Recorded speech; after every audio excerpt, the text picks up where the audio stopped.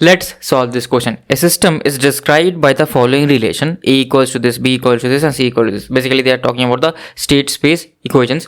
Okay, this is a system matrix, this is the input matrix, and this is the output matrix, right?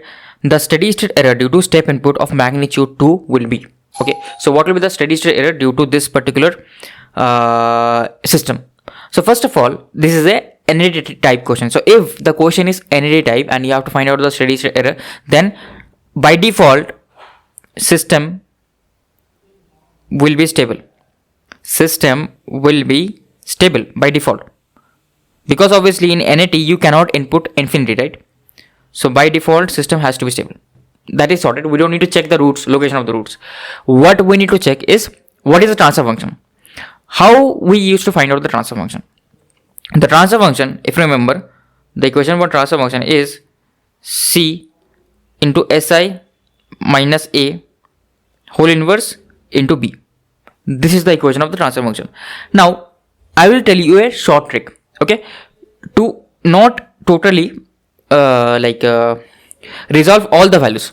What do I mean by this, right? So let's assume this Si minus A inverse, right? This will be a 4 cos 4 matrix only. Sorry, 2 cos 2 matrix only, because the inverse of this will be 2 cos 2 only. I know this, right? This is the order of the system. Order of the system is 2. So what is my C? My C is 1 comma 1. What is my this is, let me assume this matrix resultant to be ABCD, something like this. And what is my B? B is 0 comma 1. Okay, so finally the output of this will be equals to what? So if I multiply first these two matrices, right, this will be A times 0 plus B, so this will be B. Okay, if you ever tend to get confused, right, what will be the order of the resultant matrix, always write the orders of the previous matrix. This is 2 rows into 1, so overall these two has to be common, and the final order of the matrix will be 2 cross 1. Okay, so 2 rows and 1 column, so this will be row times column, then this will be row times column. So this is D, and then again multiplied by 1 comma 1. So finally my answer will be B plus D only. Okay, finally my answer will be B plus C. That will be my transfer function. So here basically let me just calculate this ABCD matrix, right? What is this? Si minus A inverse is this ABCD matrix. So let me calculate this Si minus A inverse. So Si minus A inverse is this matrix, right? Si, this is 1 Si minus A inverse. So this will be minus 1, this will be 3, this will be 6, this will be 6 and whole inverse. So this, right, this will be equals to, this will be S into S plus 6 plus 3, correct? Just hold on, to do this, right, we just have to swap these two elements and change the sign of these two elements to take the inverse. This, okay, so this will be S plus 6 S1 minus 3. Okay, so this will be equals to so then I have to divide by the determinant of this matrix, right? This is S into S plus 6 plus 3. What are my ABCD elements from this? My ABCD elements are this, right? This is my one of the A, like this is my A, this is my B, this is my C, this is my D. So I just need the B and D, right? I don't need anything else, and this is multiplied with everything. So I will just add B and D. B plus D is 1 plus S plus 1 divided by this whole thing, because this is getting multiplied with everywhere. So this will be S into, I will just make this a bit proper, that will be more easier for you guys.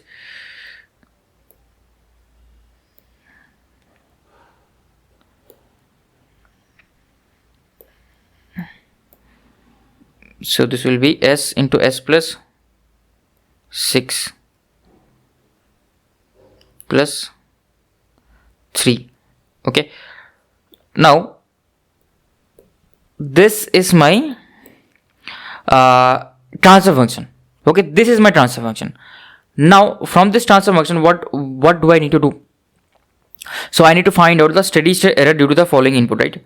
If the system is described like this, so from here what I will do is, if you remember, what was the error equals to? your steady state error in, like in a unity feedback system, it was R of S minus C of S, correct? Which is equals to R of S, like nothing is mentioned, so you will assume it to be unity feedback system into T of S into C of S. And your R of S is, it is, remember, it is not a unit step. You will not replace here unit step, because I have to find out the steady state error. For finding the steady state error, I will do limit as S tending to 0, S into R of S. Okay, this is not C of S, this will be T of S into R of S. I hope you know already all this concept, right? All these concepts you already know.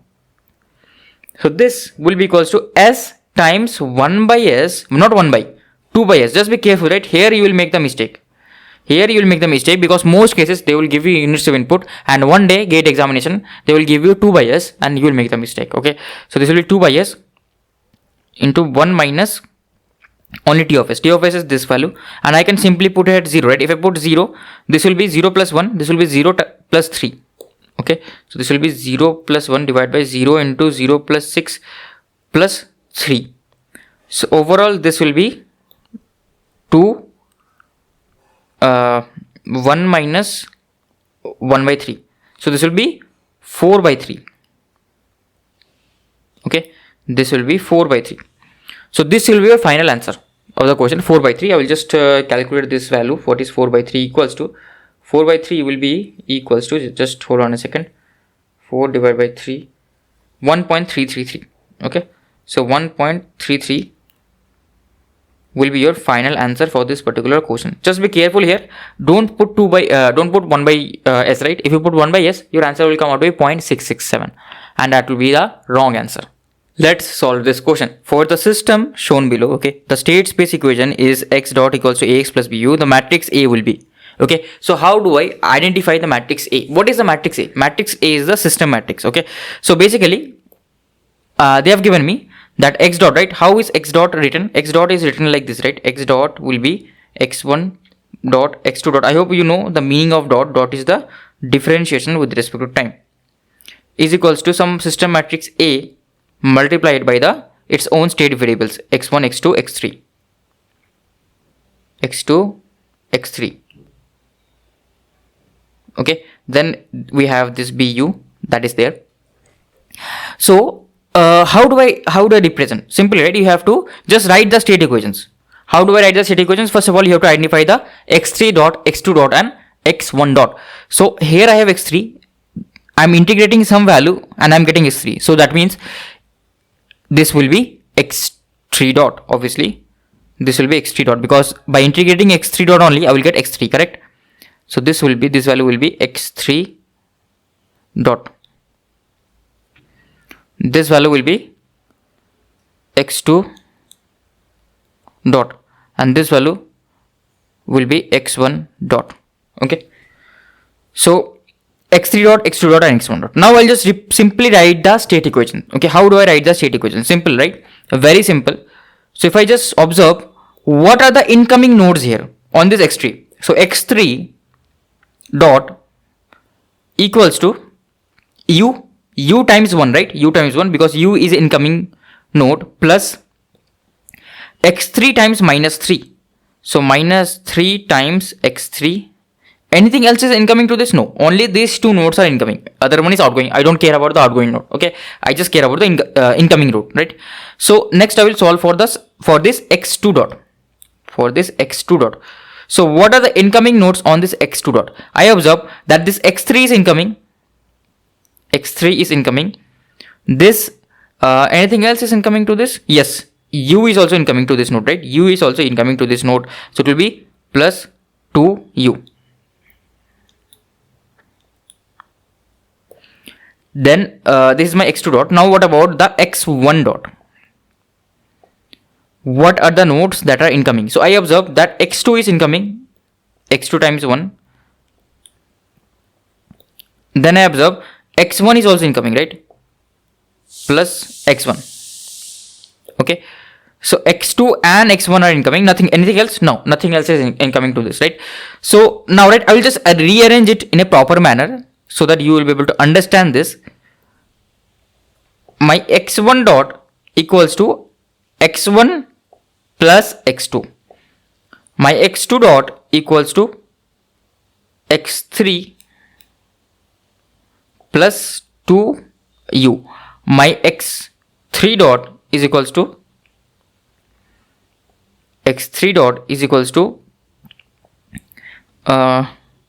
minus 3 x3 plus u. Okay, now I will write this in this format, right? Remember, how do you write the A matrix? So my x1 dot is equals to 1 times x1. So this is right, this is the x1, x2, x3. So it will be 1 times x1 plus 1 times x2. So here I will have 1 plus 0 times x3 because I don't have a x3. So this will be 0. Your x2 dot is 0 times x1, 0 times x2 plus 1 times x3. Okay. So this will be 1 times x3. Now your x3 dot is equals to 0 times x1, 0 times x2 minus 3 times x3. Okay. So,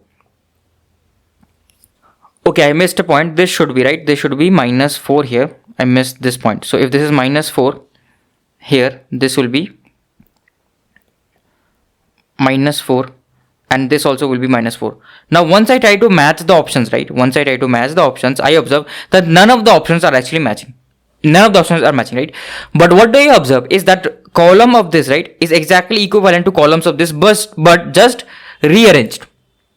What does it mean? It means they have not written their state matrix like this, x1, x2, x2, x3. They have written it in different format. So when they will not give you the state matrix, right? It can be anything. That's why we say state space representation is not unique. So here, what they have done is this row, right, is in the last. This column is in the last column. So the position of this column is here, minus 4, 0, 0. The middle row column is fixed. Just the last and the first column have been interchanged. So if the last and the first column have been interchanged, what will change then? Then this element, first and last row, will also interchange. So your x vector matrix, right? X vector matrix will be something like this. It will be x3, x2, x1. Okay. So it totally depends how are they representing their vector. Now if I do, right, this will be 0 times x3, 1 times x2, minus 4 times x1, that is equals to my x1 dot. It totally depends on them how they are representing their state variable matrix. Okay, it totally depends on them. So just be careful regarding that. Let's solve this question. The system x dot equals to ax plus bu, where a and b are given. It is state controllable and stable. It is uncontrollable, unstable, or unstable, or uncontrollable, or unstable and uncontrollable. Which of the following is true out of this? Okay, so for that, right, we have to, like, for stability, we have to find out the characteristics equation, and for controllability we have to use the Kalman's equation. Okay, for controllability, Kalman's test for controllability. So first I will check whether the system is stable or not. It is very simple to check whether the system is stable or not. You can find out the transfer function with SI minus A inverse. This is one of the way. Transfer function equals to SI minus A inverse. Or how you can find it out? You can simply use this formula.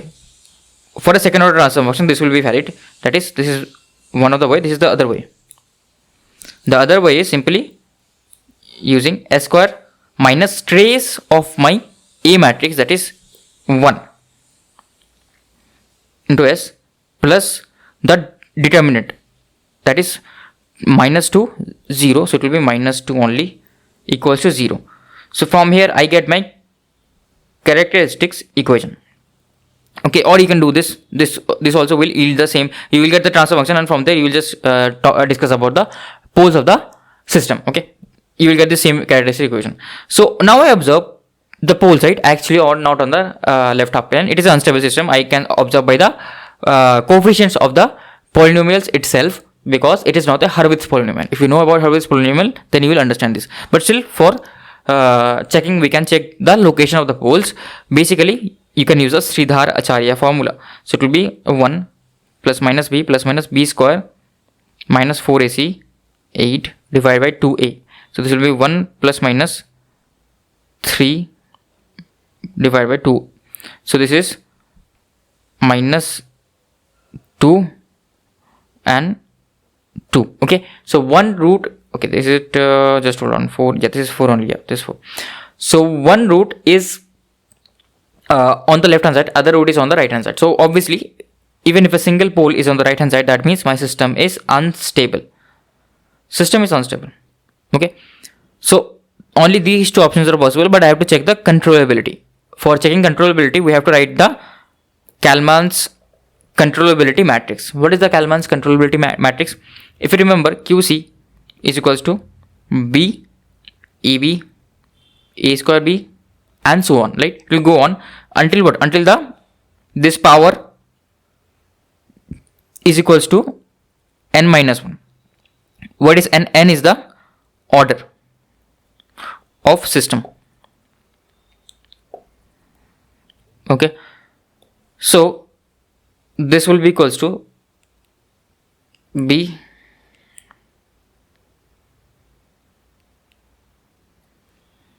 what is my B matrix? B matrix is this, right? 0 1. So B, I will just write the A and B matrix, right? That will be easier for us. A matrix is minus 1 2 minus 1 2 0 2, and B matrix is 0 1.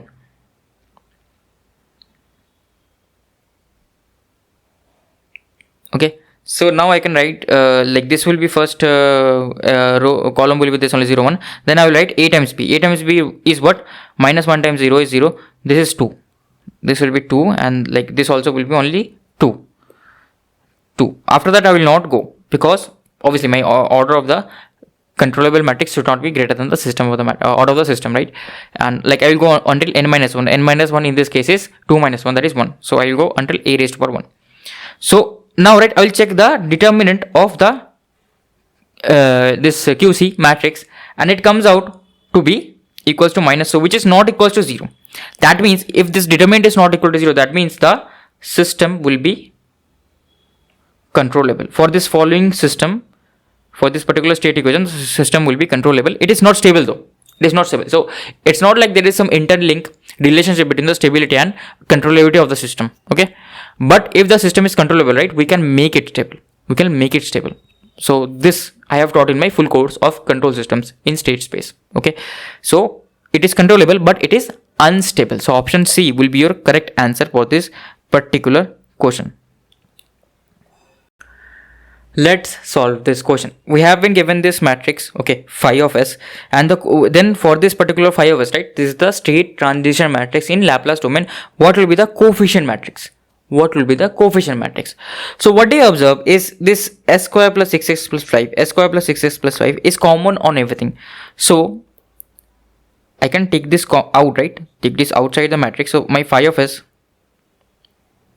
will be 1 by s square plus 1 by s square plus 6s plus 5 s plus 6 1 minus 5 s. Okay, so this will be equals to, like, now I know my phi of t, right, or phi of s is equals to simply si minus a inverse. If you know this particular thing, it is si minus a inverse. While doing the inverse, right, a term is taken in common. What? The determinant of this matrix. So this is basically talking about the determinant of this matrix. So I will do it this with a trick. You can use the lengthy method. You can, from here you can take the inverse of this again. What you can do is method 2 is, if you exactly want to find out the a, right, you will take the inverse. So you will take the phi of s inverse again. So this will be si minus a only, and from here you will compare si minus a and this inverse of this matrix, and from here you will be able to find out the a. But I will solve with a trick. What I will do is, this term, right, is what? This is basically the characteristics equation. Now if this is the characteristic equation, because I am dividing by a determinant, and determinant of si minus a inverse is the characteristic equation. Okay, So this element of a second order system is known as the sum of the roots or the trace of the system matrix A, and this element is the determinant of the system matrix A.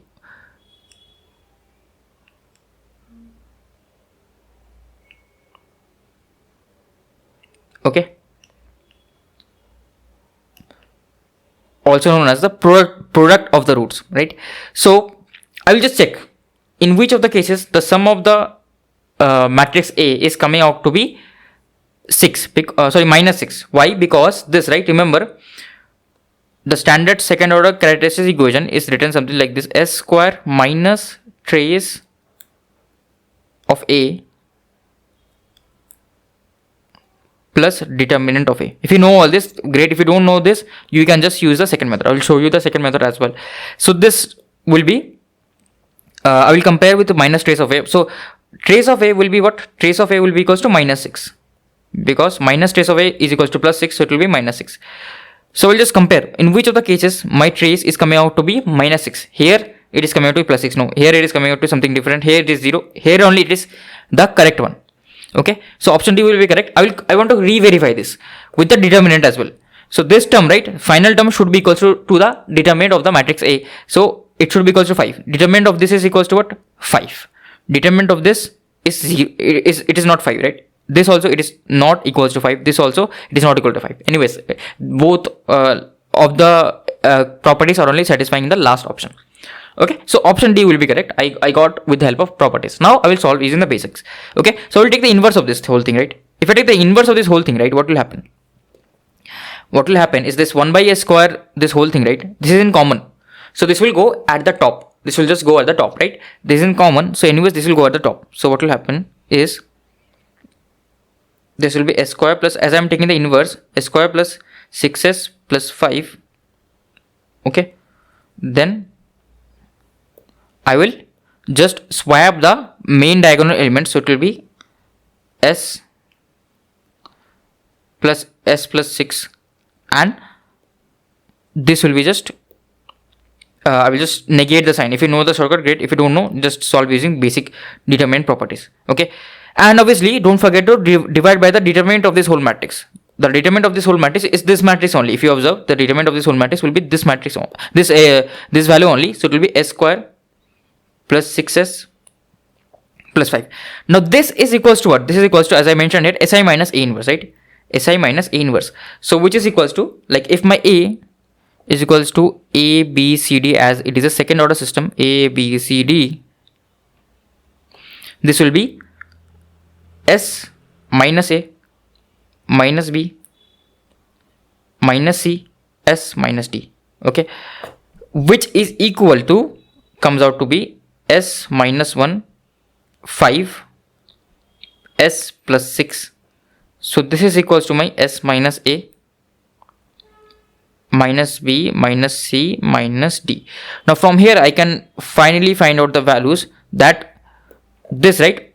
From here I can understand that my A is equals to 0, my B equals to 1, my C equals to minus 5, and my D equals to minus 6. Is it correct or not? A is equals to 0, yes. B equals to 1, yes. C equals to minus 5, yes. And D equals to minus 6, yes. So like this also you can solve if you want to go with basics, or if you want to solve with tricks, like this also you can solve. If you are not able to understand a trick, skip it, because this is a theoretical topic. All this I have explained in my full course of control systems. Let's solve this question. Consider the following state space representation: ax plus bu, x dot equals to ax plus bu, and y equals to cx plus du. The minimum number of state variables required is equal to the number of independent energy storing element. Is this correct? Yes. Obviously, the number of independent energy storing element will form nth other differential equation, and for nth other differential equation I will need n number of state variables. So this first option is correct. Okay, like I told you here as well, which were correct. And the second option is telling the state vector x of a system is unique. Is it unique? No. I have taught this multiple times in my full course that the state vector is never unique. It depends which one you choose as the state vector. You can choose anything. You have the full freedom, whatever you want to choose. Like if this equation is there, right? VC equals to, IC equals to C dVC by dt. Okay. So generally what we do, is we choose our VC to be the state variable, but it is not necessary. We can choose something else as well, and for that the state space representation will come out to be something different, but ultimately your transfer function will be same. If you want to calculate the transfer function, that will be same. Your poles will be same, those will be same, but representation can change. Okay, so this is incorrect. It is unique. No, it is not unique. It is not unique. Okay, the poles of a system can be obtained by the roots of the characteristics equation of matrix A. This is correct. This is a property of the state matrix A, system matrix A. The order of the system is the order of the matrix A. Again, this is correct. This we already know. The order of the system is equals to the order of the system is equals to the order of the differential equation is equals to the number of independent energy storing element. All this have been done, and like the written solution is also given here. The state variable is a system corresponding to the number of independent energy storing element. This we already know. Okay, and the poles of this determinant of this, right? This is the characteristic equation. This is equals to the poles of the actual system, and order already we know is equal to the order of the system matrix. Now here, like same example is given here. This is one of the state space representation of a standard RC circuit or something like that. Okay, you can represent it differently as well. Here they have represented IR as the state variable. X2 equals to IR. Standard RC circuit you have here, they are represented X1 as VC as a state variable. Here they are representing IR as a state variable. Okay, so anything you can assume to be state variable, your representation will change. System matrix, if you observe, like the values will change, but ultimately, right, whenever you will find out the transfer function. What is this transfer function? Transfer function, if you remember, T of S is equals to C into SI minus A inverse. Just hold on.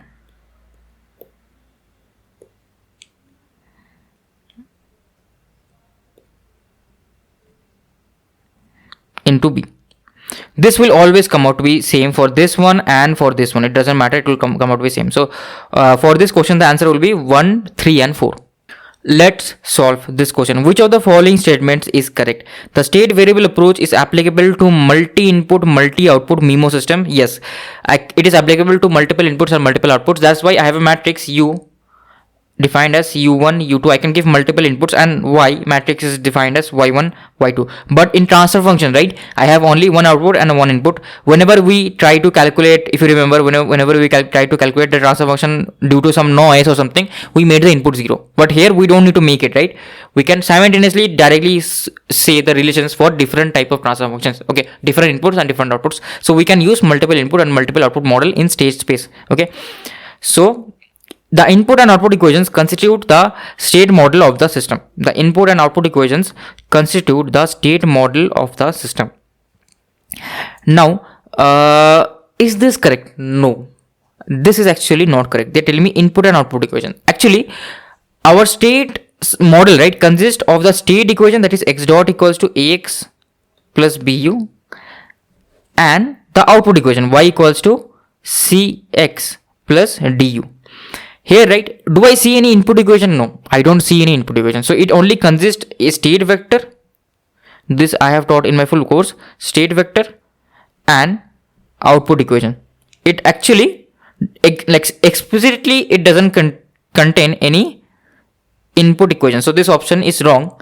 Let's read the third option. The state and output equation constitute the state model of the system. Yes, this is correct. The state and output equation constitute the state model of the system. Obviously, I have shown you. Yes, the state variable approach is applicable to discrete time systems as well. Of course, it is applicable to discrete time systems. It is applicable to anything. Okay, everything. So like this, some written solution is given to you that how it is applicable to multiple input, multiple output. How can we represent in the state space representation for discrete time system? I've shown you. It will be xk plus 1.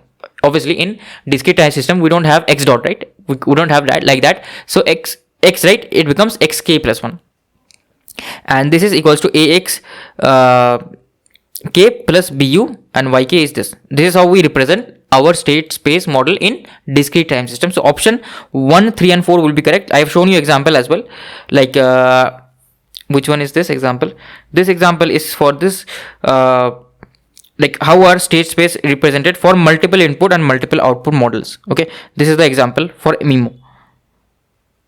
Here if you observe, I have 2 inputs and 2 outputs, and it is possible, and we have represented few examples also we have done in our full course. So option 1, 3 and 4 will be correct for this question. Let's solve this question. Consider the system with a system matrix ACC, AOC, ADC in the controllable canonical form, observable canonical form, and diagonal canonical forms. Okay, choose the correct statement. The eigenvalues of the matrices ACC, AOC, ADC will be same.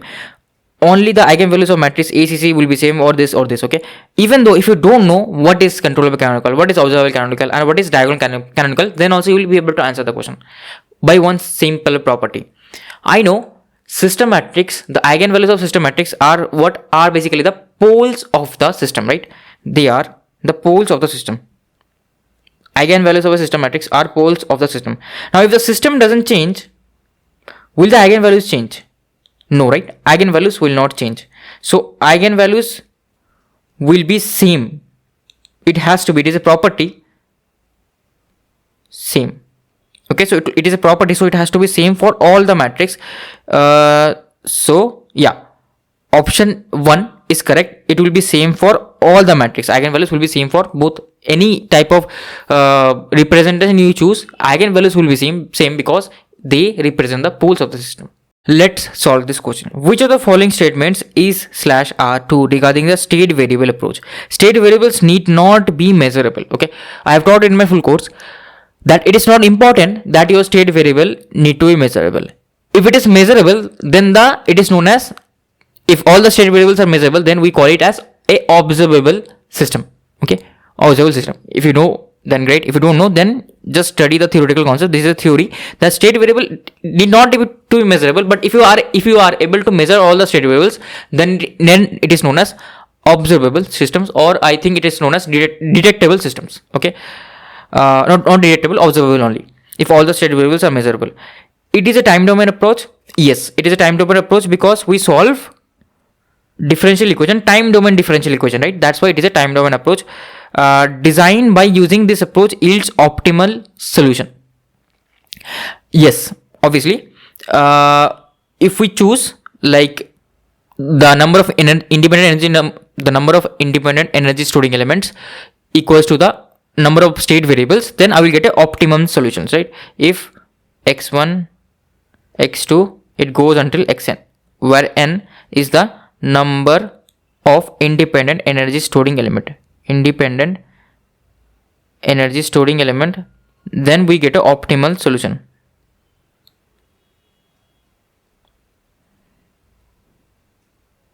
Okay, so this is state variables cannot be used with feedback systems. This is wrong. We are using negative feedback system. All the systems we are using, right, in state variable. So why can we not using state variable with negative with feedback system? This is wrong. 1, 2, 3 will be correct. I have given you literature as well that why state variable need not be measurable, why it is time domain, how it is a optimal approach. All those things I have explained, right? So that's it for this question. Basically 1, 2, 3 will be the correct answer for this question. Let's solve this question. Which of the following statements is /R true regarding the controllability, observability, stabilizability and detectability of a system? Okay, Kalman's test is used to determine both controllability and observability. The method that we use to test the controllability and observability is known as the Kalman's test. If you remember, this is in our controls system syllabus. Now there is another test known as Gilbert's test. If you don't know, it's okay, it's fine, you can skip it. But I think in the future they will include this in the syllabus. Gilbert's test is used to determine only the controllability of the system. This is actually wrong. We have both, like Gilbert's test for controllability and observability. I have a few literature, I will show you. Okay, stabilizability is a weaker notion of controllability. What is stabilizability? If you don't know, you have to study from me state space analysis full course. Okay, so basically stabilizability means a system will be stabilizable if my state space representation has few states which are unstable but controllable. What do I mean? So few states, right, which are unbounded, but those states are controllable. That is, I can change the location of the poles of those states. If I am able to change the location of the poles, that means I can make those states stable. From unstable, I can make it stable because they are controllable. I can change the location of the poles. A system is said to be stabilizable if my state space representation has few states stable.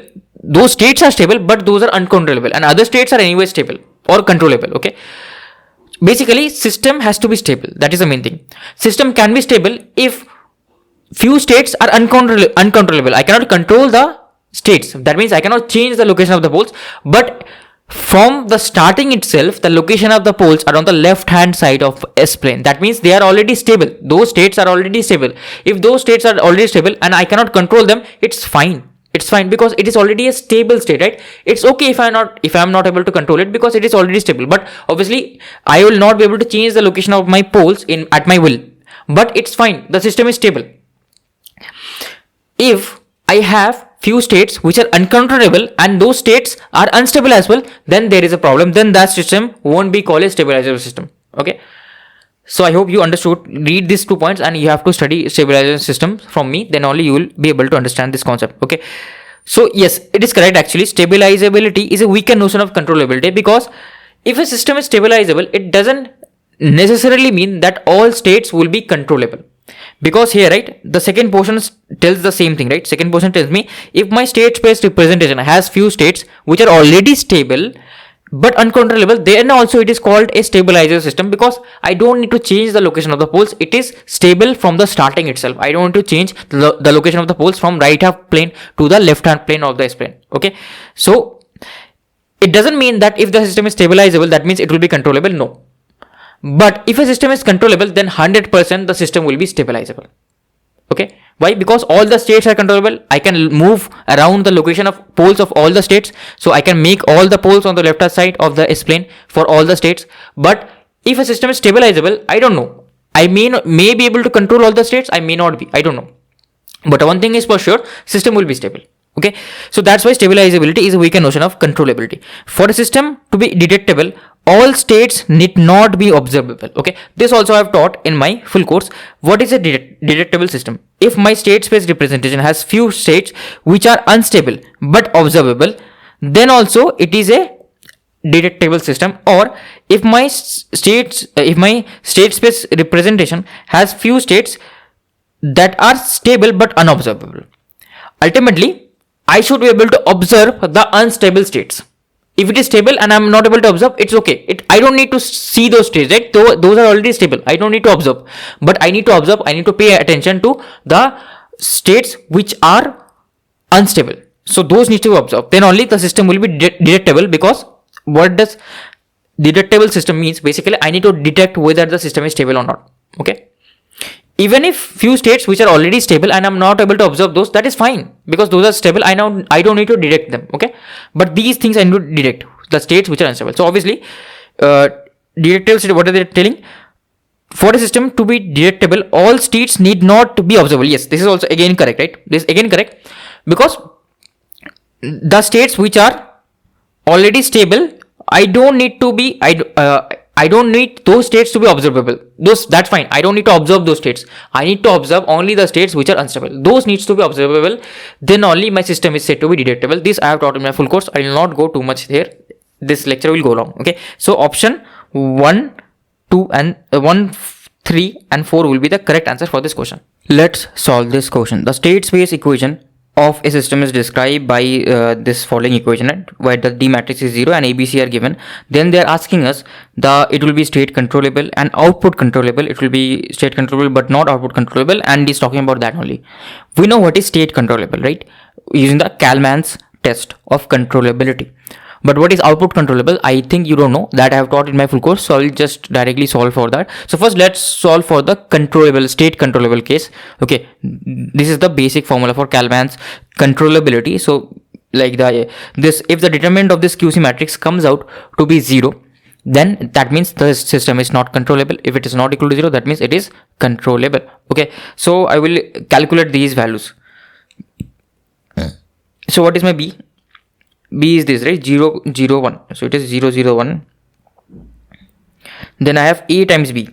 A times B. So what will be A times B? A times B will be minus 5 into 0, 1 into 0 plus 0. So the first will be 0 only. Then the next also will be, okay, yeah, next will be 1. Next row will be 1. And the last row will be 1. So this will be 0, 1, 1. Okay. Then we have to multiply A square B, right? So I have to multiply again A with this value. So I have to multiply A with this value. So this is 0, 1, 1. 0, 1, 1. Sorry, 0, 1, 1 is here. So I have to multiply A. Okay, pre-multiply A.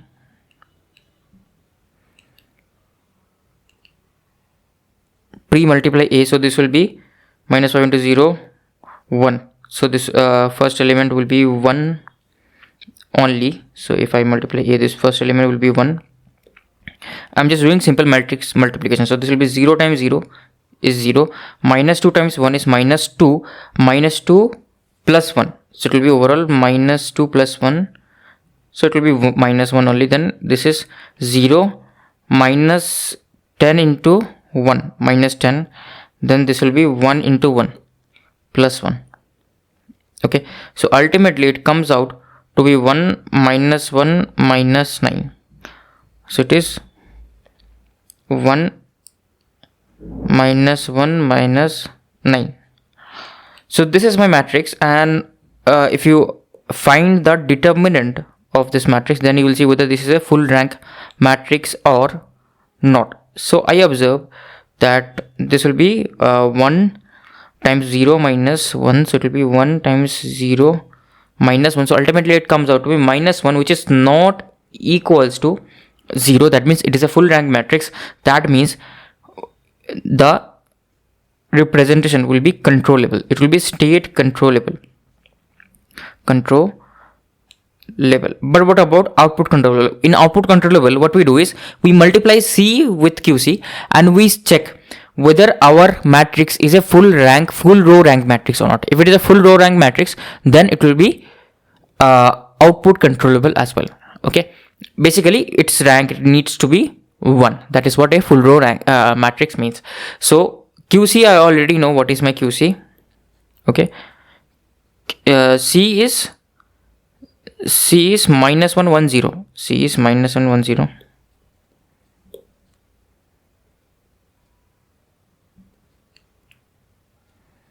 And QC is this value, right, that we just have computed. 0, 0, 1, 0, 0, 1, 0, 1, 1, 1 minus 1 minus 9. Okay, so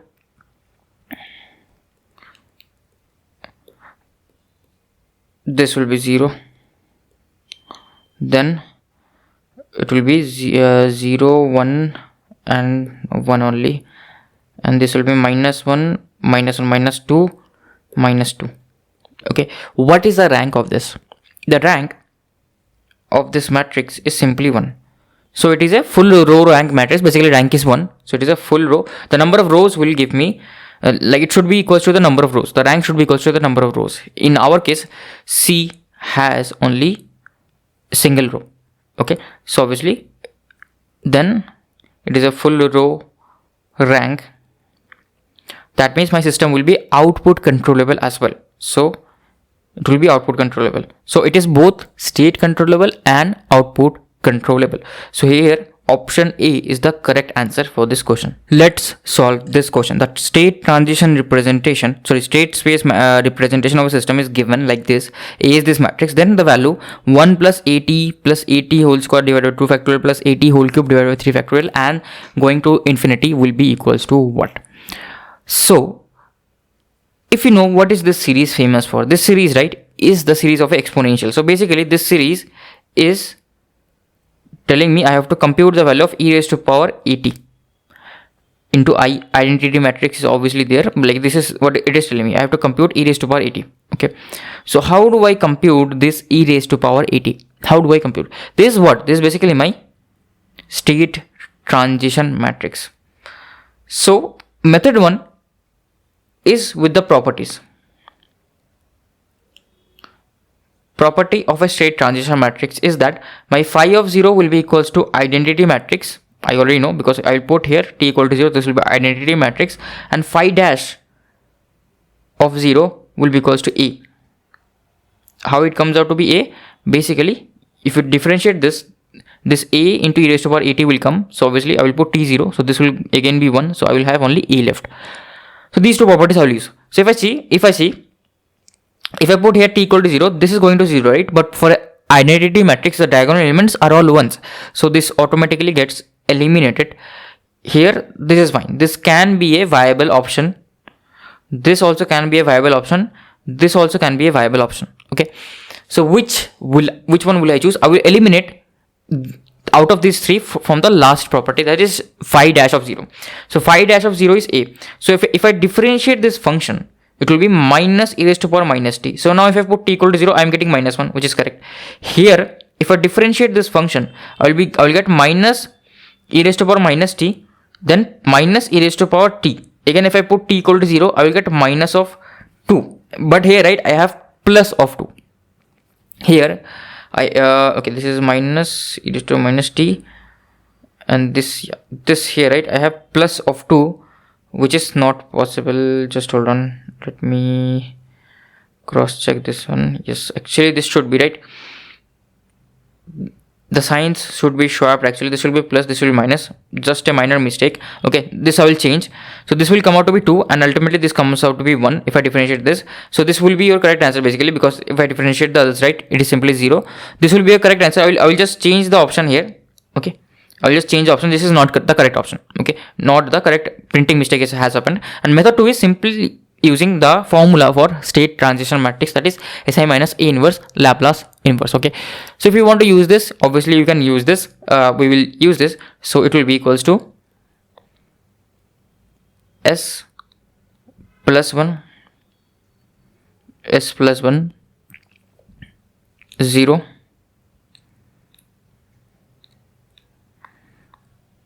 then minus 2 S minus 1. Okay, inverse, and the Laplace transform, of course. Okay, this is my phi of t. So this will be equals to Laplace transform 1 divided by S plus 1 into S minus 1. The main diagonal elements will be simply swapped, and the off diagonal elements signs will be changed. This will be 0, 2. Okay, so this will be Laplace inverse of 1 divided by S plus 1 0, 2 divided by S plus 1 into S minus 1, then 1 divided by S minus 1.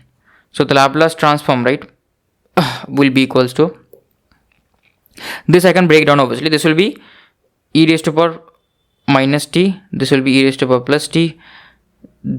This, right, if I break this down using partial fractions, if I put s equals to minus 1, this will be minus of 1, so this will be minus 1 s plus 1. Then if I put s equal to plus 1, this will be plus of s minus 1. So automatically this, right, comes out to be e raised to power t minus e raised to power minus t. So I will change the option. This will be a correct answer, which should be the option B. Okay, so option B will be a correct answer for this question. Let's solve this question. The electrical system is shown in the figure below. Input source is IS and output is VO. Okay, so current IL in the inductor and voltage VC across the capacitor are taken as state variables, both assumed to be initially equal to 0. IL of 0 is 0, VC of 0 is 0. The system is completely state controllable as well as completely observable. State controllable but not observable, observable but not state controllable. What will be the correct answer of this question? So obviously, first of all, I have to find out the matrix A, B and C. From there I can discuss about state controllability and observability. So I will calculate the matrix A, B and C. How do I calculate the matrix A, B and C? So they have told me to take the state variables as IL and VC. Why is it so? Because I know that my DIL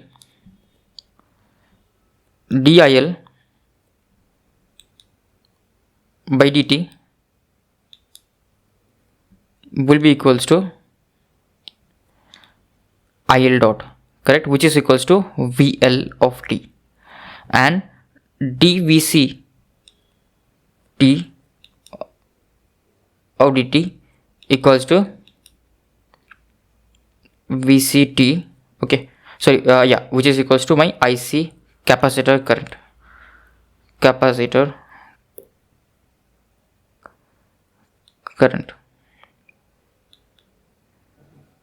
okay. So I will write few equations. Here. If I write a KCL here, because my IS is the input, right? IS is the input. I know my IS is the input. Okay, that they're telling me. So my U, right? U is IS of t, and my Y of t. Normally the state space representation Y is equals to V of t. So if I write here the current, right? This current, what will be this current equals to? This current will be equals to VO by 1, correct? This current will be equals to VO by 1, that is VO only. This current is VO only, or this can be written as VL as well, because VL is the voltage across the inductor, but VL is not a state variable, so I should not write this VL. Okay, this will be IL is already shown. I can write a KCL at this node. If I write a KCL at this node, what will I get? IS is incoming, okay, incoming current is IS equals to plus all the outgoing currents. This is minus IS plus IL is outgoing current plus VO by 1 equals to 0. Okay, so yeah, this is my outgoing current. Now can I change this a bit? That is what I am trying to write. I can write I cannot write KVL actually. This is C dVC by dt, right? Okay, so I get my first equation. This is my first equation, but here, right, no state variables are not present. Okay, yeah, state variables are not present. Actually, I should not write IL. I should write VL only. So VL is IL dot, right? So this basically what I was making a mistake. This will be right. If this voltage across the inductor is VL, this will be VL by 1. So VL only. Current will be VL by 1. Okay.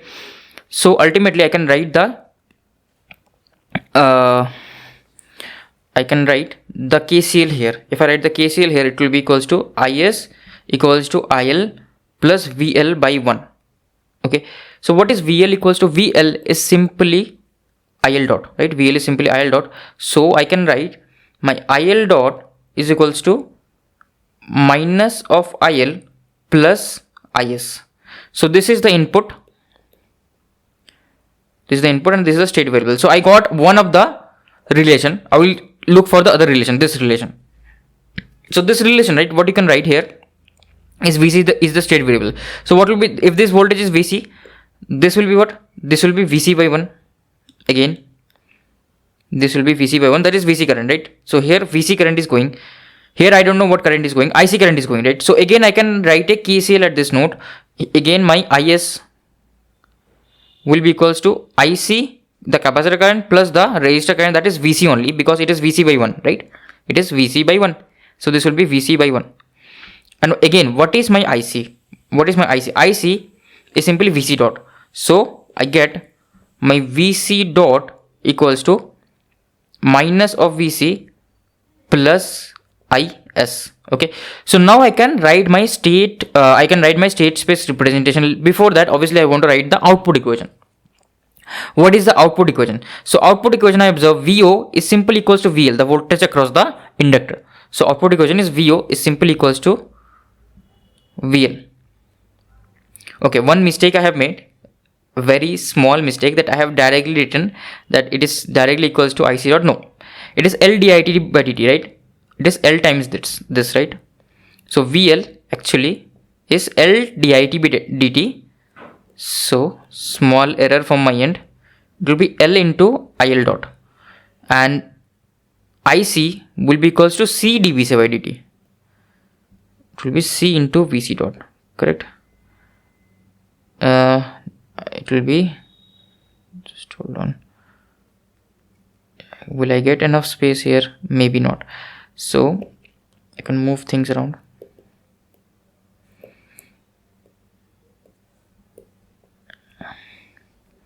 CVCT, right?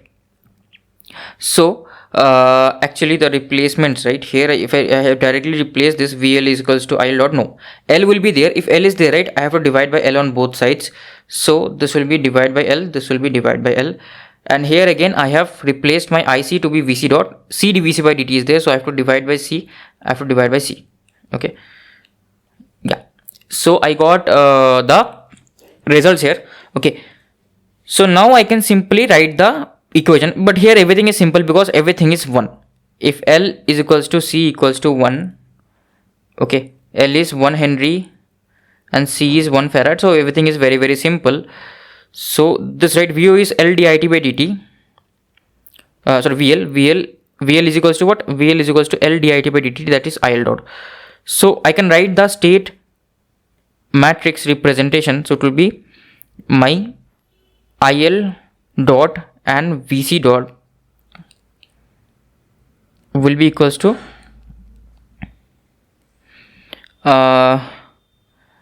this will be minus of 1 by L. So minus of 1 by L will be minus of 1 only and 0 because it is not a function of VC, and VC dot is function of VC only. So this will also be minus 1 and this will be IL and VC plus BU. What is B? B is the input dependency. Input dependency is always 1. In our case it is always 1. So this will be simply 1. Okay, 1 and into output is IS, sorry, input into input, that is IS of t, and my output equation is VO of t is simply equals to C will be, this will be L, that is 1 0 into the matrix IL okay, 1 L dit by dt, is it correct? We see L and T, right? So this, right, something is not real, is L dit by dt.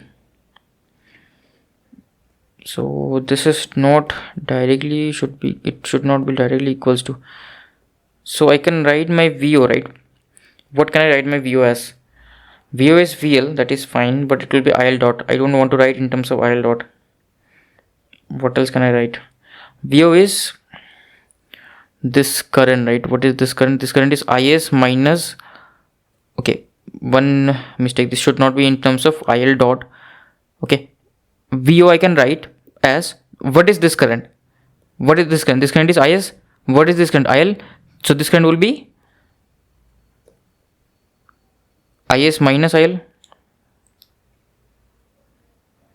into 1. So this current will be IS minus IL into 1. So it will be simply IS minus, or I can write minus IL plus IS. So this will be minus 1 here. Okay, it will be, this will be minus 1 0. Okay, so this will be minus 1 0. This and VC will be there, plus D matrix is also there, but it doesn't matter. D matrix will be what? Simply 1 into the U is IS. Okay, so these will be my state space representation. So my A matrix is minus 1 0 0 minus 1, it is D. Okay, this is my B matrix, and my C matrix is minus 1 0. So now I can simply write down the condition for controllability. Controllability, I will find out the Kalman's test for controllability, that is BAB, and checks the determinant of this matrix. So it will be B is 1 1 AB. It will be minus 1 into 1 0. So it will be minus 1, it will be 0 minus 1. Okay, and the determinant is simply equals to 0, right? Determinant of QC is simply equals to 0. That means it is not a controllable matrix. Okay, so it is not a controllable, it is uncontrollable. What about the observability QO. Okay, so the observability matrix is simply equals to, or QB sometimes we write as C transpose into C transpose A transpose. Okay, not C transpose A transpose, sorry, A transpose C transpose. So this will be equals to, simply, what is my C transpose? C transpose is minus 1 0 and C transpose into A transpose. So C transpose right is simply minus 1 0. So A transpose into C transpose, it will be minus 1 into minus 1, that is 1. This will be 1, and minus 1 into minus 1, 0 into 0, this will be 0 into minus 1 into 0, this will be 0.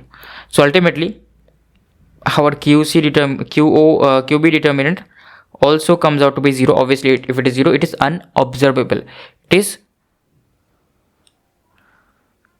unobservable. So it is uncontrollable and observable. So our option will be D. But one thing I wanted to add is here, right, very interesting thing happened, that my D matrix is not 0. Okay, my D matrix is not 0.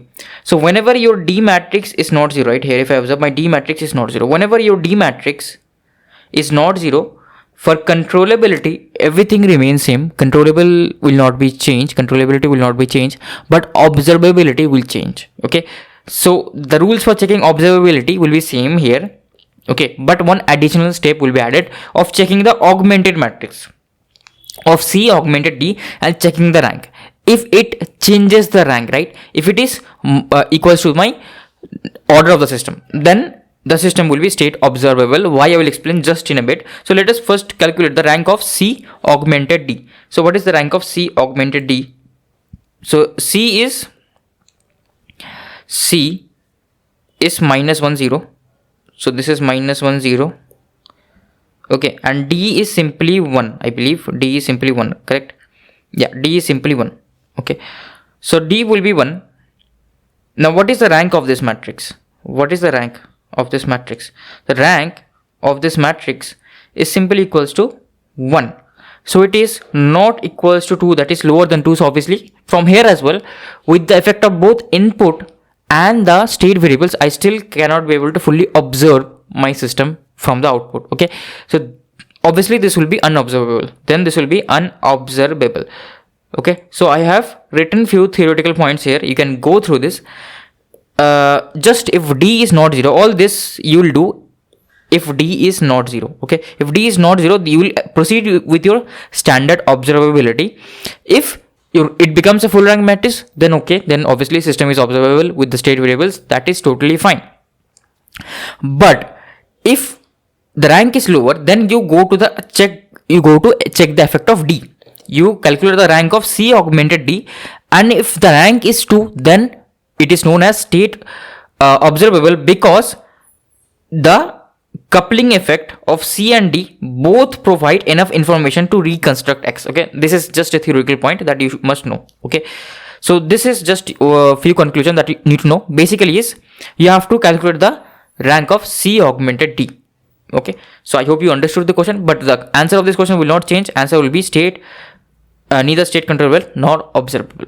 Let's solve this question. The signal flow graph of a control system is shown below. The value of alpha for which the system becomes unobservable is, okay, so we have to find out the value of alpha for which the system becomes unobservable. So for that, right, what is the condition? Condition is basically my QB matrix, Kalman's test of observability. Determinant of QB matrix has to be equal to 0. So I have to find out the QB matrix. So for QB, I will need obviously, what is QB matrix? QB matrix, if you remember, it is equals to A transpose into A transpose C transpose. If it is a second order system, here I have two state variables, so of course it will be a second order system, so it will be A transpose into A transpose C transpose. So I have to find this one out, right? So how do I find this one out? To find this one out, we will simply have to write down the state equations. Okay, so if I want to write down the state equations,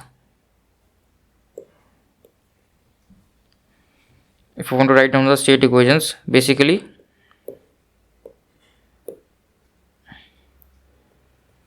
this will be equals to how do we write down the state equations? Of course, we remove this feedback, right? We remove this feedback if we ever remember to write the state equations, and we write here the state variables. If this is x1, right, and 1 by s was here, obviously I integrated my x1 dot to get x1, correct? If this is x2, obviously I will integrate my x2 dot to get to x2, correct? And I will remove this. That is how we used to do this. We used to remove this, correct? If you have studied control system fully for me, I hope you remember all this. So now I will write the equations. Now I will write the state equations. So what are the state equations? So I see in x1 dot, this what is coming? This r1 is coming. Okay, this r1 is coming 2 times this r1 is coming, and this, right, I will write this r of s as u and this c of s as y, because obviously these are my input and output. So it is my x1. Okay, this got deleted, right? Somehow this got deleted. So my x1 dot will be equals to 2u. What else is incoming at this node? This is incoming, no, but this is incoming, right? x2 is incoming at this node, okay, and x1 is also incoming at this node. So it is minus of x1 and plus alpha into x2. That is my x1 dot. Now what is my x2 dot? My x2 dot, what is incoming? Minus x2 is incoming, right? So minus x2 is incoming. So is u incoming? Yes, u is also incoming. Okay, so it will be 2 times u again minus x2. Is x1 incoming? Yes, 4 times x1 is also incoming, plus 4 times x1. What about the output equation? Output equation, I can directly write y is equals to 5 times x2. Only this is incoming, so it is 5 times x2. So my matrix, what does my matrix become? So first x1 dot, x2 dot, this is equals to minus 1 alpha, minus 1 alpha, 4 minus 1 into x1 x2, okay, plus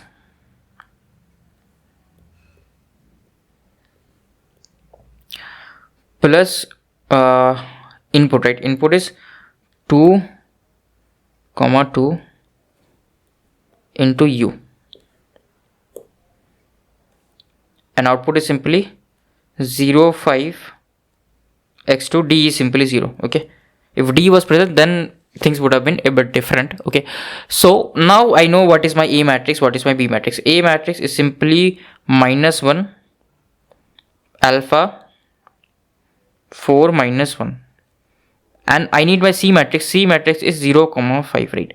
So I will write my observability matrix. What is my Kalman's test for observability matrix? QB will be C transpose, that is 0 5 A transpose into C transpose, right? C transpose is 0 5, okay, and A transpose is simply minus 1 4 alpha minus 1. Okay, so if I do A transpose into C transpose, this will be minus 1 into 0, this will be minus, this will be 0 only, this will be 0 only, okay, and this times 4, this will be 20, so this will be 20. Then this right, this will be alpha times 0, this will be 0, this will be minus 5. Okay, actually the observability matrix does not even depend on alpha. Okay, so actually for no value of alpha, my system will be unobservable. It will be always observable, because the determinant is not equals to 0. Okay, I will tell you a shortcut. If you want to calculate the observability matrix, you can use this formula as well, that is C into CA into CA square, and it will go on until CA raised to power n minus 1, where n is the order of the state matrix. Okay, and this will be whole transpose. Okay, if you take the whole transpose, this will be your observability matrix. You can calculate like this as well. You will get the same result. You don't have to transpose. That is the only advantage of this. You don't have to transpose anything. Directly do the calculations and then calculate. Okay, so right here, right, I will change the options. Actually, this is I will put the options where I will say for no value of alpha, this will be unobservable. This will always be observable. Let's solve this question. For the transfer function given g of h of s, the asymptotic Bode plot is shown below. Okay, in the figure. The error in the diagram at omega equals to 5 times b. What will be the error in the diagram? So, if you have studied Bode plots from me, then you will know that Bode plot is just a approximate plot. It is not the exact plot, okay, of the magnitude and the phase plot. We approximate few things. The diagram gets simplified. We can easily draw without any calculators or something. We can easily draw the Bode plot. We can get an idea of the frequency response, but we won't get the exact value. Okay, so that is exactly what they are asking. Error in my full course as well, I have taught you the error in Bode plots. So they are asking me the error at omega equals to 5b. So what do we mean by error? Error means that the value of the error will be the actual value of the magnitude at this particular frequency subtracted by the approximated value. So actual minus approximated value.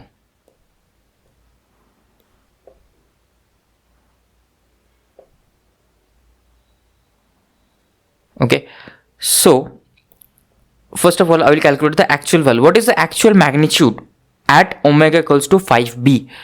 So first of all, to find out the magnitude, right, we're always talking about the frequency response. So I will convert s equals to j omega. So if I convert s equals to j omega, this will be 5 by 1 plus j omega by b. Now your omega is set to be 5b. So if your omega is set to be 5b, this will be equals to k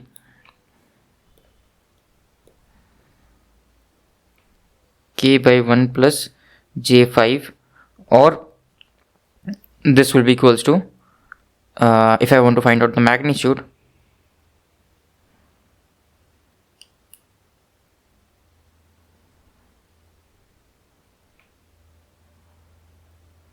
equals to k by under root 26. Okay, now I am observing in the options, right, everything is given in dB. So I will also write this in dBs. So if I want to write this in dBs, right, if I want to write this in dBs, this will be equals to 20 log of k minus 20 log of under root 26. This will be in dBs. Okay, so I got the actual value, but what is the approximated value? So this, right, is a straight line. Okay, and 5b will lie somewhere around here. This is not a linear scale. If you know anything about Bode plots, the omega, right, is in log 10 scale, right? It is not in linear scales. 5b will be somewhere here. So how do I write the value of this particular point? What will be the value? So this is simply a straight line, right? This is simply a straight line where the x value is not actually 5b. The value is log of 10 5b. Okay, here the value was log of 10b. So now this is a straight line. I can simply use the equation of a straight line. Okay, what is the equation of a straight line? I know that the slope, if you ever tend to forget, right, about Bode plots, just two things you need to remember: the simple equation of a slope and how much slope I get for a pole or zero. These two things are enough. Trust me, if you have studied Bode plots for me, these two things will be more than enough. So I know basic thing about slope. In a straight line, slope is equals to final yb minus ya divided by log, as this is in this is not linear scale, this will be in log scale, log of omega b minus log of omega a. Okay, so you can skip this part if you already know all these things. So this will be equals to, what is my slope? What is my slope? Slope, right, is minus 20 dB per decade, because I am getting a pole at s equals to b, jb. So obviously this will be minus 20. Yb I have to find out, that is the value that I need to find out. So I will assume it to be x. Okay, some x value random minus ya. What is the initial y coordinate value? What is the initial y coordinate value? What is this value? This value is 20 log k. They have given me, right? This value is 20 log k. So this value will be 20 log k. Even if they hadn't given you, still you could have approximated it if they would have given you this value. Okay, this value if they would have given, where does my Bode plot start? From there you can approximate it. Okay, so that also I have taught in my full lectures. So now this will be log of 10 omega b by omega a. What is omega b and omega a? Omega b is the frequency that which I want the magnitude, and omega is the initial frequency, that is b. So now everything is so simple, so I can easily compute this. So let me just get my calculator. Let me multiply this with 20. So this will be 20 into 5 log base 10, 13.39. This will be, x will be equals to 20 log k minus 13.9794, okay, dBs, right? This is in dBs because our Bode magnitude is in dB scale. This is the value. Okay, so this is the approximated value that I have got. So now I will write this error equation. What is the error? Error is actual minus approximate. Error is actual minus approximate. What is the actual value? Actual value is 20 log k minus 20 log under root 26. Okay, so this can be also written as 10 log 26. So 10 into 26 log, it will be 14.1497. 14.1497 minus, this is again 20 log k, the approximated value, but here, right, I am subtracting 13.974. 13.9794. So this will be equals to what? Just hold on. 14.1497 minus 13.9794. This will be 0.13 in negative direction. So okay, 0.17 minus 0.17 dBs. Okay, so they have asked in like I think they have asked the magnitude. I should have written here the magnitude of the error. That would be the best representative, because they have not defined me the what is the definition of error. Okay, so sometimes the definition of error is actual minus approximate. Sometimes it is definition of error is sometimes flipped. It is approximate minus actual. Okay, so it depends how they are defining the error. So I should have written here the magnitude of the error. So here, right, answer will be your option A. Option A will be the correct answer of this particular question.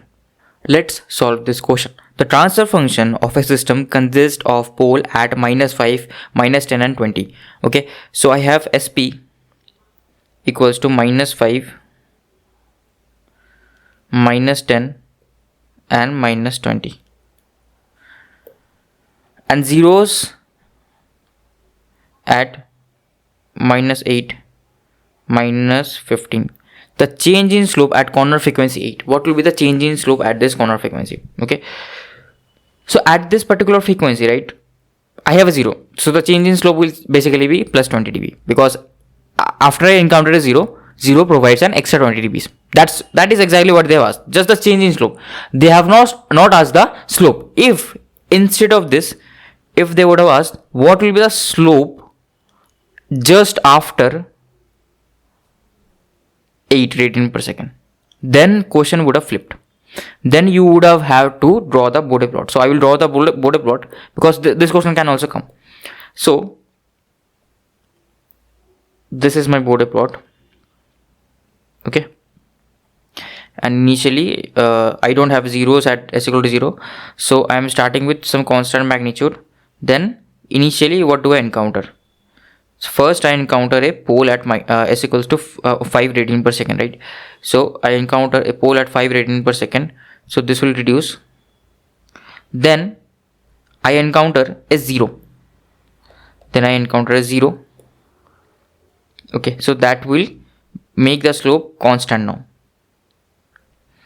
Then at 10 radian per second I encounter another pole. So again I will go down, okay, at 10, and this is at this is at 10, and again at s equals to 15 I will encounter a 0. So I'll start like this, and at s equals to 20 I will encounter a pole. Okay, so after that it will just go on like this, it will never stop, and it will finally go to negative infinity. Okay, so what do I observe is that if they would have asked you this is at 15, this is at 20, if they would have asked you just after 8 radian per second what is the slope, slope is 0 dB per decade, right? But what is the change in slope? Initially this slope was obviously constant because I don't have a 0 or pole at s equal to 0. Then my 0 came, right? Then my 0 came, so then my pole came at s equals to 5. Then my pole came at s equals to 5. So it provided a slope of minus 20 dB per decade. Then again I got a 0 just after it. So it will, the change in slope will be what? From minus 20 I will go to 0 dB because 0 adds a plus 20 dB plus slope. But the slope is 0 dBs. Okay, change in slope is plus 20 dB per decade. Slope is 0 dB. So you have to be careful, and all these slopes you can do. This is minus 20 dB per decade. This will be 0 dBs per decade. And finally the slope will go on till negative infinity at minus 20 dB per decade. I know many of you guys will have doubt that why doesn't it go to 0? It is in dB scale, right? 0 dB means in actual decimal scale is 1. Okay, in dB scale minus infinity means 0. Okay, I hope you know these basic things. So the answer of this particular question will be option A. Let's solve this question. What is the transfer function for the given Bode plot? Okay, if the Bode plot is given like this, so first of all I will just write the transfer function from this Bode plot without the exact values. So what do I observe here, right? Initial value at 0.5, the magnitude is 18 dB is fine, but I'm observing at omega equals to 0.5 initial slope was 0, but here after 0.5 the slope is plus 20 dB per decade. So obviously I get a 0 at 0.5, but if you observe, look closely, it is 40 dB per decade. So the change in slope is plus 40. So I'm getting 2 zeros here. I'm getting 2 zeros here. Okay.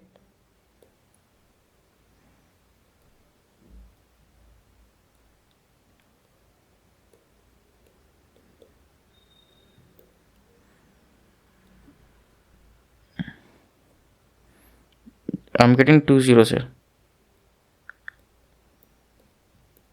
Then if I then after here, right, at omega equals to 10 radian per second, omega equals to 10 radian per second, what is the slope happening? The slope here, right, initial slope is plus 40 dB per decade, then the slope becomes minus 40 dB per decade.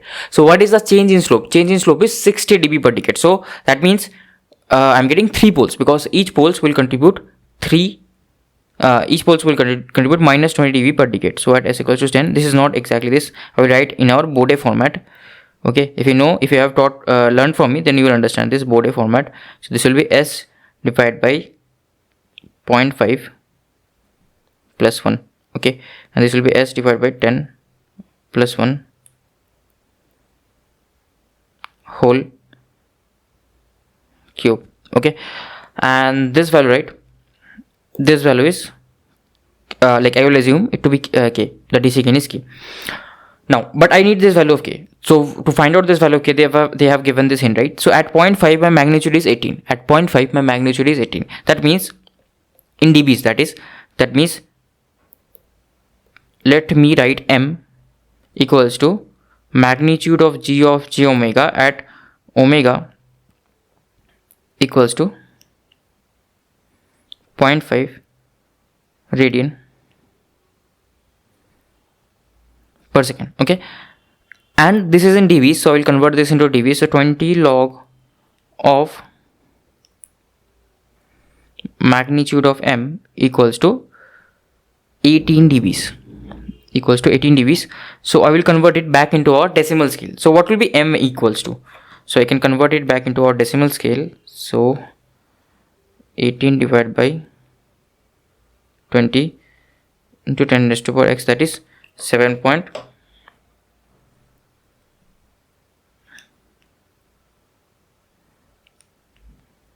equals to 7.943. Okay, this is in the decimal scale. Okay, so this is in the decimal scale. Now what do I want? This, right? This I will equate with the actual transfer function. I will put omega equals to 0.5 here, and I will find out the magnitude, and this is what I will equate.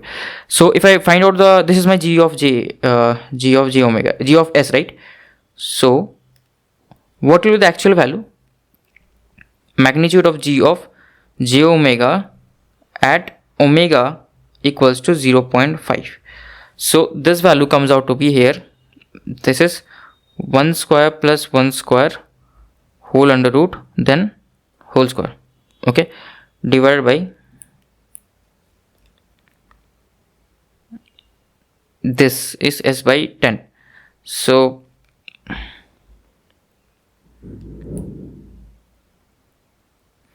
this by whole square plus 1 square whole under root. Then again, this also is in square format, right? And obviously don't forget the k was also here. This from the quotient I get is equals to 7.943. Okay, from here I will be able to find out the value of k. So this, right, will be equals to 7.943 divided by 2. So this is 3.97, almost equals to like 4 only. Almost, if I approximate, equals to 4. But if you observe in options, right, this is not the format. They have not written in the standard border format, so I'll convert back into this option. So if I want to convert, right, how do I convert? So this, right, will be equals to 1 by 0.5 whole square divided by 1 by 10 whole cube into rest, whatever this is in the outside, this will be same only, s plus 0.5 whole square. Okay, and this was s by 10 whole cube. Okay, so this is the case here. This is the case. Now I can simply find out the values. So what will be the value? This, right, k is 4 or approximately. So 4, this is what I'm interested in, because rest is common for everything. So k is 4 into, this also will be 2 square, that is 4 into 10 cube. So it will be 16,000. It will be 16,000. So k value will be 16,000. So I see only the option C will be not k actually. This is the like constant term. This is the constant term. So that will be 16,000. So option D will be the correct answer of this question. The transfer function of a system is this: the error in the border plot at 1 decade above the corner frequency. So what do I mean? Like, what does it mean? Basically, border plot is the approximate plot. If you have studied the full course, you will understand. So the border plot, right, of this particular transfer function is very simple. It is 1 by s tau. So initially I have constant gain, then at omega equals to 1 by tau, I get a corner frequency pole, and then 10 times of this decade, right, that is 10 by tau. They are asking me what is the error, because actual plot, right, actual plot, there won't be any sharp change. The plot, actual plot will be something like this. Okay, actual plot will be something like this. Okay, so obviously they are asking me the error here. Error will be very low, because we know error is maximum at corner frequency, then it reduces in either side. So we have to find out the actual value and then subtract with the approximate value. Okay, that is how we'll find out the error. Okay, so what is the approximate value at omega equals to 1 by 10 times this corner frequency? So m approximate, this will be equals to, here, right, initially what was the DC gain? If I write s equal to 0, DC gain is 1 in decimal scale. In dB scale it will be 0 dB. It will be 0 dB, right? So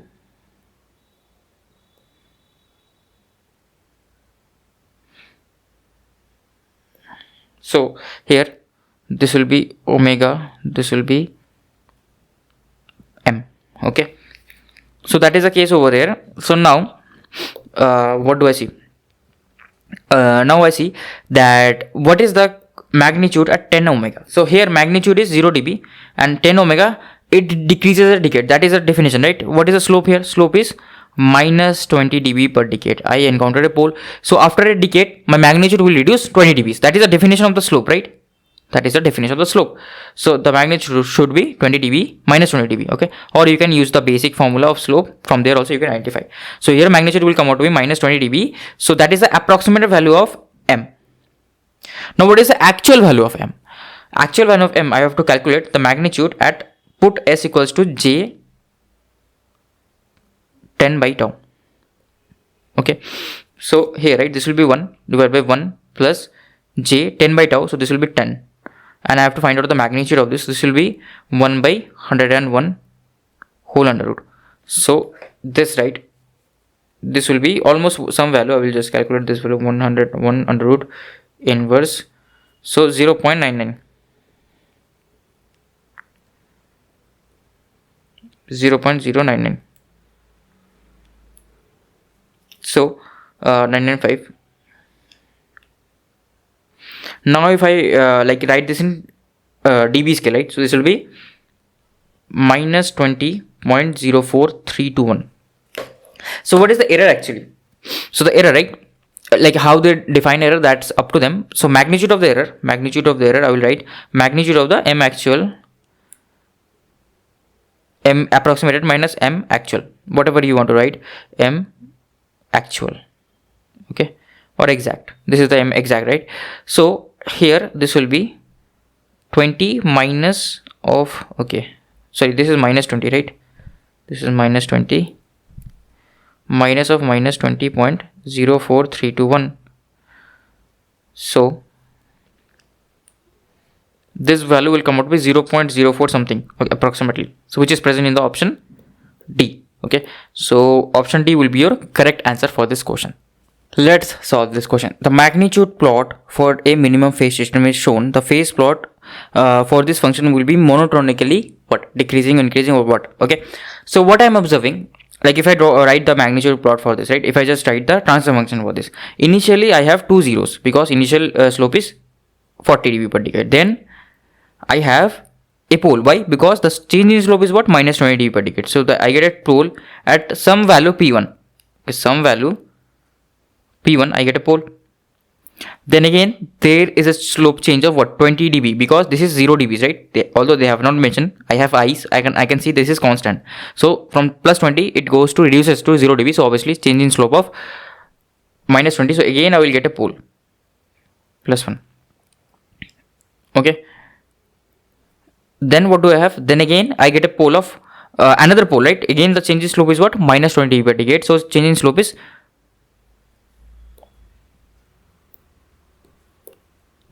minus 20 dB per decade.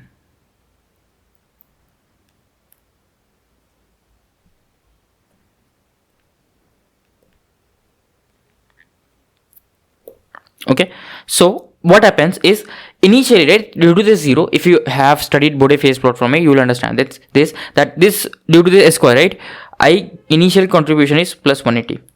Okay, after that, right, after that I am observing that I am only getting poles. And what does poles contribute to? Poles always contribute to minus 45 degree per decade slope for a single pole. I'm only getting poles. So angle after this, right, will only reduce. So that's why it is known as monotonically reducing, because the the change in angle, right, is constantly decreasing. It is not increasing. So that's why monotonically it is going in single direction, only reducing. Reducing it to what? So at omega goes to infinity, this square always provides me plus 180. These three poles will provide me another 90, 90, 90, 270 and negative, because this is in the denominator. So 180 minus 270, this value will be minus 90. So it will be monotonically reducing from plus 180 to minus 90 degrees. So option B will be your correct answer of this particular question. Option B will be a correct answer of this particular question. Let's solve this question. So here we have the Bode plot of a OLTF, and they are asking us to find the steady state error corresponding to a ramp input. Okay, how do I find out the steady state error? Okay, so first of all, I have to recover the transfer function from this. Like there is a shortcut, I know. What you will do, you just find out this value of k, and the inverse of the k will be your steady state error, but I want to find out the transfer function. Okay, I will tell you the shortcut as well. Okay, so first let me recover the transfer function from this Bode plot. So initially there will be some k value, and I see initially it is starting with minus 20 dB per decade. That means there is a pole at s equal to 0. There is a pole at s equal to 0. Then at omega equals to omega 1, I have another pole. S by omega 1, I have another pole. Okay, now this magnitude is 18, right? This is reducing by what value? This is reducing by 14 value. Okay, but we don't need this omega 1 value actually anyways. It is not that important. Now what will be the steady state error due to a ramp input? If you remember, for a unity feedback system, the steady state error E of s, I will not draw the block diagram. I hope you are able to visualize. E of s, the signal will be R of s minus T of s into R of s, where T of s is the transfer function simply. So this is equal to, if I take the R of s common, it will be 1 minus T of s. Okay, and your T of s, right, is G upon T of s is G upon G of s by 1 plus G of s. Okay, so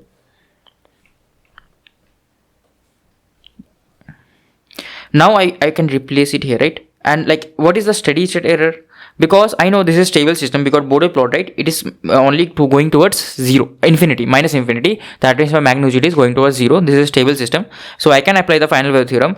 So it will be limit as s tends to 0, s tends to 0, s into R of s.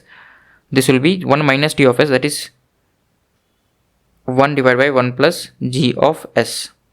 This is your steady state error expression. So you so what will happen is, this will right now my R of s is ramp, so it will be 1 by s square. So limit as s tend to 0, s into 1 by s square. Now someday, right, I know you remember the formula. Someday what they will do, instead of a unit ramp, right, here they have given ramp input. This is a unit ramp. Instead of a ramp input, what they will do, they will give a like ramp times 2 by 2t, okay, something like that. Then right, your formula and short trick that will fail. So but just be careful about that. So this will be 1 divided by, now what is G of s? G of s is this value, right? G of s is this value. So k upon s into s by omega 1 plus 1. Okay, now this value will be limit as s tends to 0. So 1 s is as the bottom, so this what it will do is, this will be 1 by ss will get cancelled, s by omega 1 plus 1, okay, into s by omega 1 plus k. Okay, so this is the value.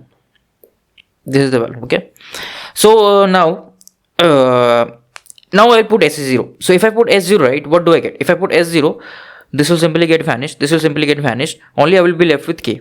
Okay, 1 by k.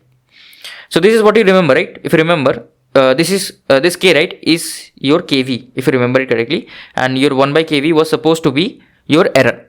But just be careful, if this, right, here I replaced R of s by 1 by s square. Someday gate exam will give this 2 by s square, and then, right, this error will not be 1 by kV anymore, it will be 2 by kV. So just be careful about that. Okay, so now what is k? I have gotten a hint that at point 1, right, the magnitude is 32 dBs. So the magnitude of my transfer function at omega equals to 0.1 is equals to 32 dBs. Okay, so this value, right, I can directly write the magnitude. I can directly write the like in decimal scale, what will be the magnitude? In decimal scale, if I want to convert this back, right, in decimal scale, this will be by 20, 10 raised to power this will be 39.81. So this, right, m will be 39.81. Okay, in decimal scale. So this is what actually. Okay, for us to understand. Now, one more thing, this omega 1 is very far away, right? So, omega 1 assumption is, although you can find it out, omega 1, let us find out. Okay, first I will do an assumption and then I will show you that it doesn't matter whatever the value of omega 1, we can ignore it. Okay, so let assume first of all omega 1 is very greater than 0.1. So if omega 1 is very greater than 0.1, then if I exactly find the expression of magnitude of g of j omega from the transfer function, not from the Bode plot, from the transfer function, it will be k divided by 0.1 whole square into 0.1 divided by omega 1 plus, like this is whole square, whole under root. Okay, so what is the value, right? This value is equals to what? I have just computed, this value is 39.81, right? Just computed in decimal scale 39.81 from the Bode plot. So what will be k value? K value will be equals to 3.981, approximately equals to 4. Okay, so now I can find out the error. Steady state error is what? 1 by k. So it will be 1 by 4. So this value will be 0.25. Now this is risky, approximate is risky, but you can save time. Like it depends, right? Everything has risk associated with it. So steady state error comes out to be this, right? 0.25. If options are present, then you can do this type of risks. If they are very close, then you cannot do. Okay, so what I was talking about, how to find out this omega 1 value. So initially at omega goes to 0.1, the value is 32. At omega goes to omega 1, value is 18. So I can again use the slope formula. So slope is what? Slope is minus 20 dB per decade, right? Throughout this whole region, slope is minus 20 dB per decade. So slope will be minus 20. Slope will be minus 20. This will be equals to YB. YB is 18. YB is 18. And initial value was 32. Divided by log of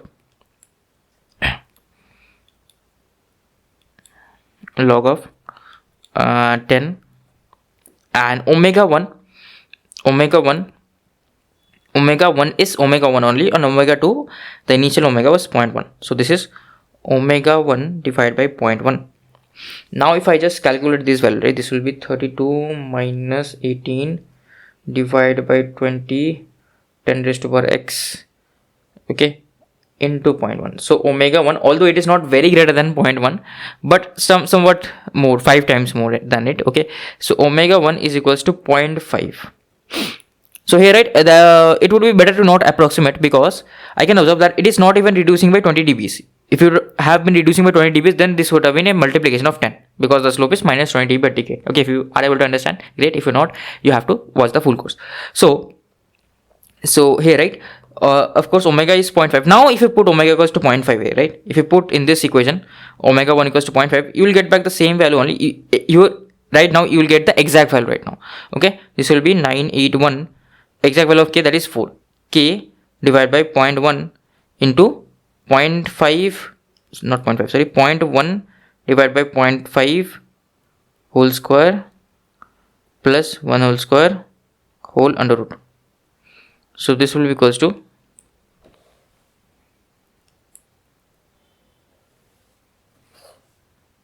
0.1 divided by 0.5 whole square plus 1 under root.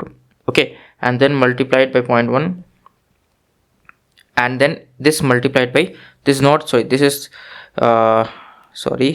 this is 39.81, correct, multiplied by 39.81. So this almost comes out to be 4. Okay, exactly comes out to 4. So we took approximation previously. Now we don't need to take the approximation, because I'm exactly finding out the value of omega, right? Finding out the value of k. Okay, so yeah, I hope you understood this concept of steady state error. Now let us solve this question. Now this is the continuation of the previous question only. So basically here we have to find out the damping ratio, right? How do I find out the damping ratio? So damping ratio is pretty simple. I hope you have watched the previous solution where I have derived the transfer function. The transfer function, right? What is the transfer function? Okay, where is the OLTF? Where is the OLTF? OLTF is here, right? Here somewhere. Yeah, here is the OLTF. So the OLTF, right, is this k by S into S by omega 1. Previous question I found out omega 1 to be 0.5, and this K, right? K was found out to be 4. So this value is equals to 4 by S into S by 0.5. So I have to write the characteristics equation. So characteristics equation will be, this is G of S. Characteristics equation will be 1 plus G of S equals to 0. So basically it will become S square by 0.5 plus S equals to plus 4 equals to 0. So S square plus 0.5 S plus 2.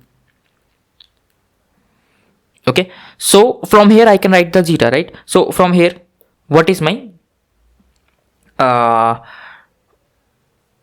omega n, omega, this is omega n square, right? So omega n will be under root 2, and my 2 into zeta omega n will be 0.5.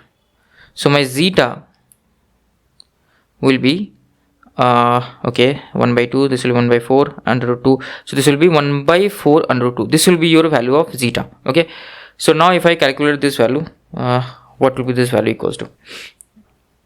This value is equals to 4 divided by 4, 0.353. Okay, 0.353, although I'm not getting this. Okay, this is wrong. Under root 2, just hold on, under root 2 into 4 whole under root, 0.176, 0.1769. So option B will be the correct one. Okay, although this is not exactly close, I will write the close one, but option B will be the correct answer here. Simply zeta. I hope from the previous question you have understood how to calculate the transfer function of this particular question. Let's solve this question. Nyquist plot is a better tool than Bode plot for checking stability of closed loop system, because Nyquist plot is a better tool than Bode plot for checking the stability of a closed loop system. Why is it better? Bode plot cannot be obtained for a open loop system that has multiple gain crossover frequency. This is wrong. Like for if a system has a multiple gain crossover frequency, why the Bode plot cannot be obtained? What is gain crossover frequency? The frequency at which the gain is 1. Can Bode plot display gain equals to 1, multiple gain equals to 1? Yes, right? Like my Bode plot can display these variations. If I have a Bode plot, just for reference, okay, this is the gain. Then if the variation is like this, and again there is a 0, okay, and like let's say this is the 0 dB axis, right? This is the 0 dB axis. Can the Bode plot show this? Yes, it can. So for multiple Bode plot, multiple gain crossover frequency, Bode plot cannot be plot. That is wrong. This statement is wrong. I will read this statement later on. Bode plot does not provide phase information at large frequencies. No, it provides, right? What Bode plot says, at large frequencies, the phase can be approximated. Okay, phase can be approximated. How it can be approximated? All this I have taught in my full course. No, it does provide information for large frequencies. It does. It is not like it does not provide. I have taught in my full course, so I will not explain here. Bode plot cannot be obtained for an open loop system that has multiple phase crossover frequency. This is again wrong. They are telling me that Bode phase plot cannot be plotted which has multiple phase crossover frequency. What does phase crossover frequency means? Phase crossover frequency means that the phase of the OLTF is minus 180. So if I have a Bode phase plot like this, if I have Bode phase plot like this, okay, this, then 0, then again 0. So is it not possible? Is it not possible to plot the Bode phase plot if like I have multiple phase crossover frequency, the phase is crossing the minus 180 degree multiple times? Is it not possible? No, this statement is again wrong. So of course only one statement has to be correct. Option B will be correct. How will this will be correct? I will tell you, but I wanted to give you a caveat that just knowing this information is enough. No need to go too much in depth in the proof. Okay, don't need to go that. Okay, just knowing this much information is enough. Whatever I will tell you, that much is enough, because GATE will not ask you above that level. Trust me, in GATE industry no one will discuss this. No one will discuss this. Everyone will avoid this question, and if they will just slowly tell you that okay, remember this, and that's it. They will not explain you the concept behind this. Okay, so I am explaining you the concept. So let's take an example which has multiple gain crossover frequency. So if I have a transfer function like this, right, and this will only be possible if the roots are complex conjugate. Okay, so I have a transfer function like this, 3.6 into s plus 1 divided by s plus 0.5 into s square plus 2s plus 5. This is a transfer function. Now if you want to write what is g of j omega, because we are talking about frequency response, so I will replace my s with j omega. So everywhere I replace my s with j omega, interesting thing what will happen is here. Here is the interesting part. Every now and then, without complex conjugate root, what we used to know is whenever my omega increases, as the number of poles is larger than the number of zeros, that means the magnitude will only reduce. That is what we study in Nyquist plot, in polar plot, everywhere. That's where we start from. I know many educators don't start, but I have started from that. Okay, how will the gain only reduce? Okay, I have taught you. But there we skipped a condition. What was the condition? The condition was not getting complex conjugate poles. If I have complex conjugate poles, right, then I have a function here where the real part also is varying and the imaginary part is also varying. So if I calculate the magnitude, real part is also varying. The imaginary part, this is the imaginary part, whole square, and this is the real part. So as omega increases, this part will increase, but this part will reduce. So I cannot directly say what will happen to this overall combination. I cannot directly say. If this omega was not here, if omega was only increasing, then this whole thing was only increasing. But now I cannot see that. So the magnitude will fluctuate. It will increase, decrease. It will increase, decrease. So due to that, right, there will not be a single gain crossover frequency. There can be multiple gain crossover frequencies. As I will show you, I have plotted this function, right? You can go in Desmos and plot the magnitude. If you go in Desmos, you will see around y equals to 1, right? It is cutting at multiple points. So y equals to 1 meaning the gain is 1. Gain 1 means those are the gain crossover frequencies, right? So at this point, this is my x, this is my y coordinate. So at these 3 points, I'm cutting the gain equals to 1. So I have 3 gain crossover frequencies. But I have told you in polar and Nyquist plot that gain crossover frequencies, right? You can only talk about the relative stability. You cannot comment about the absolute stability, because I have 3 gain crossover frequencies. If I find out the phase margin, I will have 3 phase margins. Which one will I choose? It's ambiguous, right? It's ambiguous.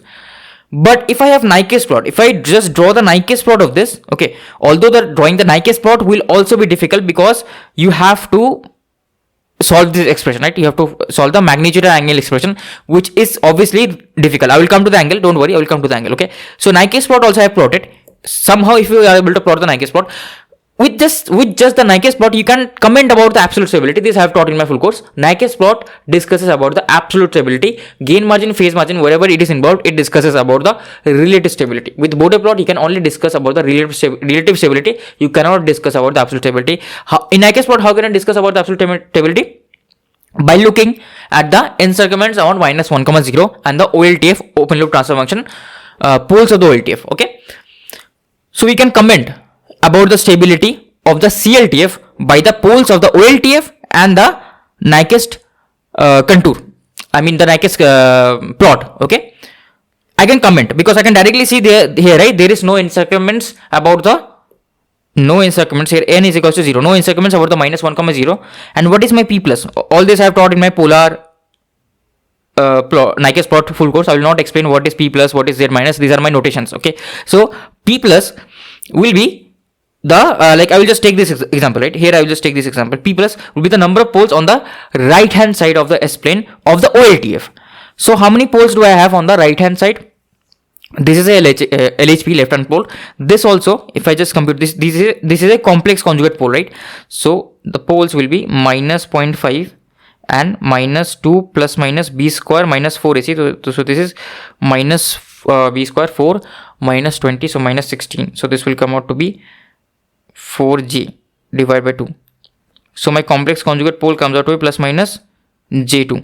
These are my complex conjugate poles. Okay, so my complex conjugate poles are this. So the P plus is 0. I don't have any number of number of poles on the right hand side of OLTF. So Z plus tells us what? Z plus tells us the number of poles on the right hand side for the closed loop system.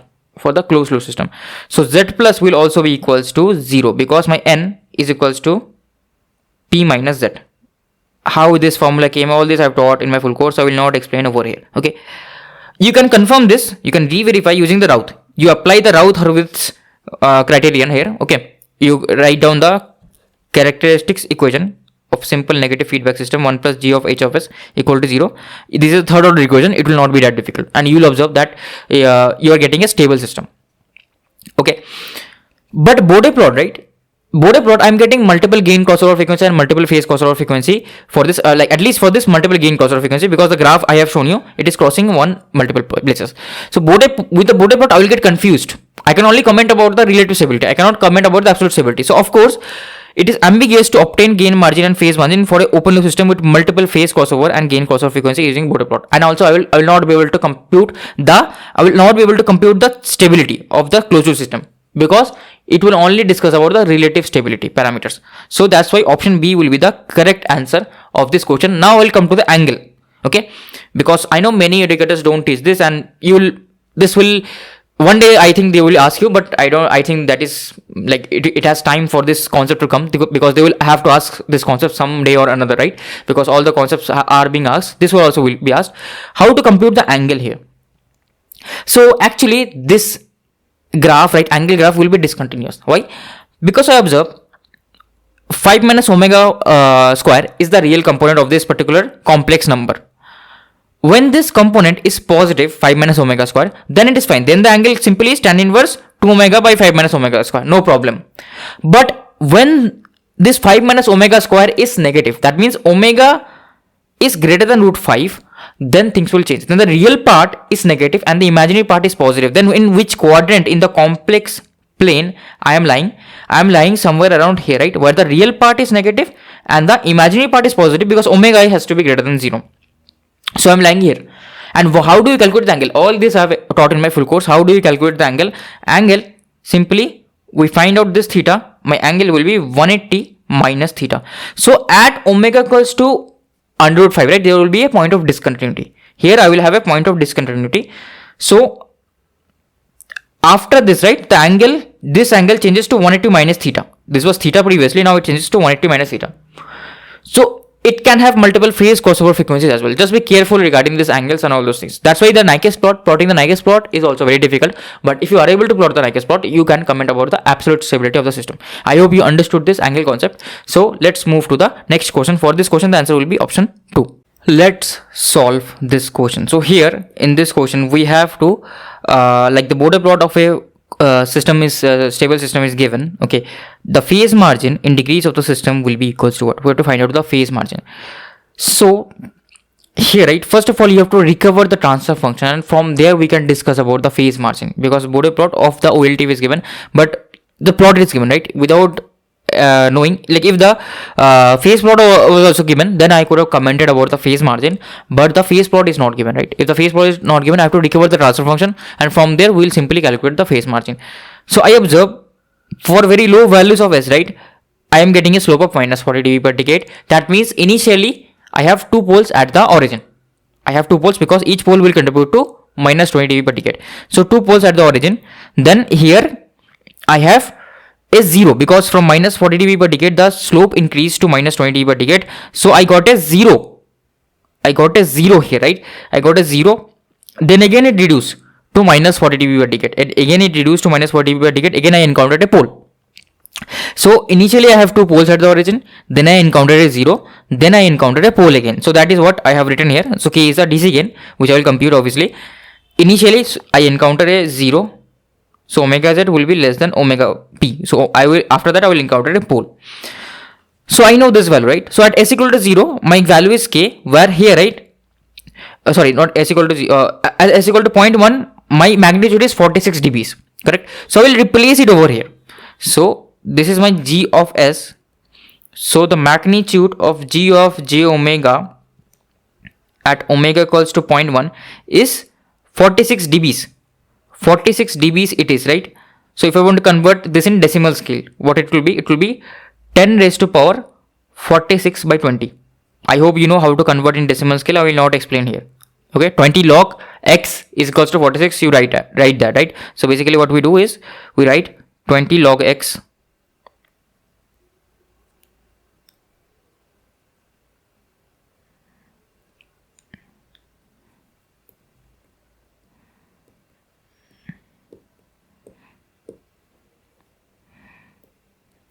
equals to 46 dBs. So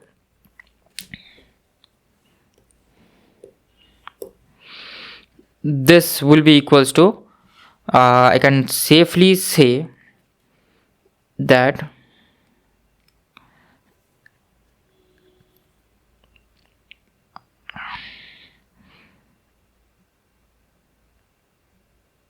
like I will replace this, right? So my 10 raised to power 46 by 20, so this will be 2.3 equals to k. Now if, right, what will happen is I'm writing 0.1, right? So 0.1, s equals to 0.1, so this will become 0.1 divided by omega z whole square plus 1. This will be 0.1 divided by omega p whole square plus 1. So actually what happens is we ignore these terms. Why do we ignore? I will explain. So I will replace s with j.1, right? So it will be like magnitude will be 0.1 divided by omega z whole square plus 1 square. So omega z will already be greater than 1, okay, and this, right, will already be very low value, and you assume your omega z to be 1 or 10 ready, anything, right? You will see ultimately this value, whatever this value you are getting 1 only, because this will simply get ignored. This will be very, very small value compared to this 1 square, so this will be ignored. So that's why it will be k divided by 0.1 whole square. Okay, only this one I will take, all these are ignored. So my k value will come out from here, 10 raised to power 2.3 into this is 0.1 whole square, right? So 0.1 whole square, so this will be k will approximately will approximately come out to be 2.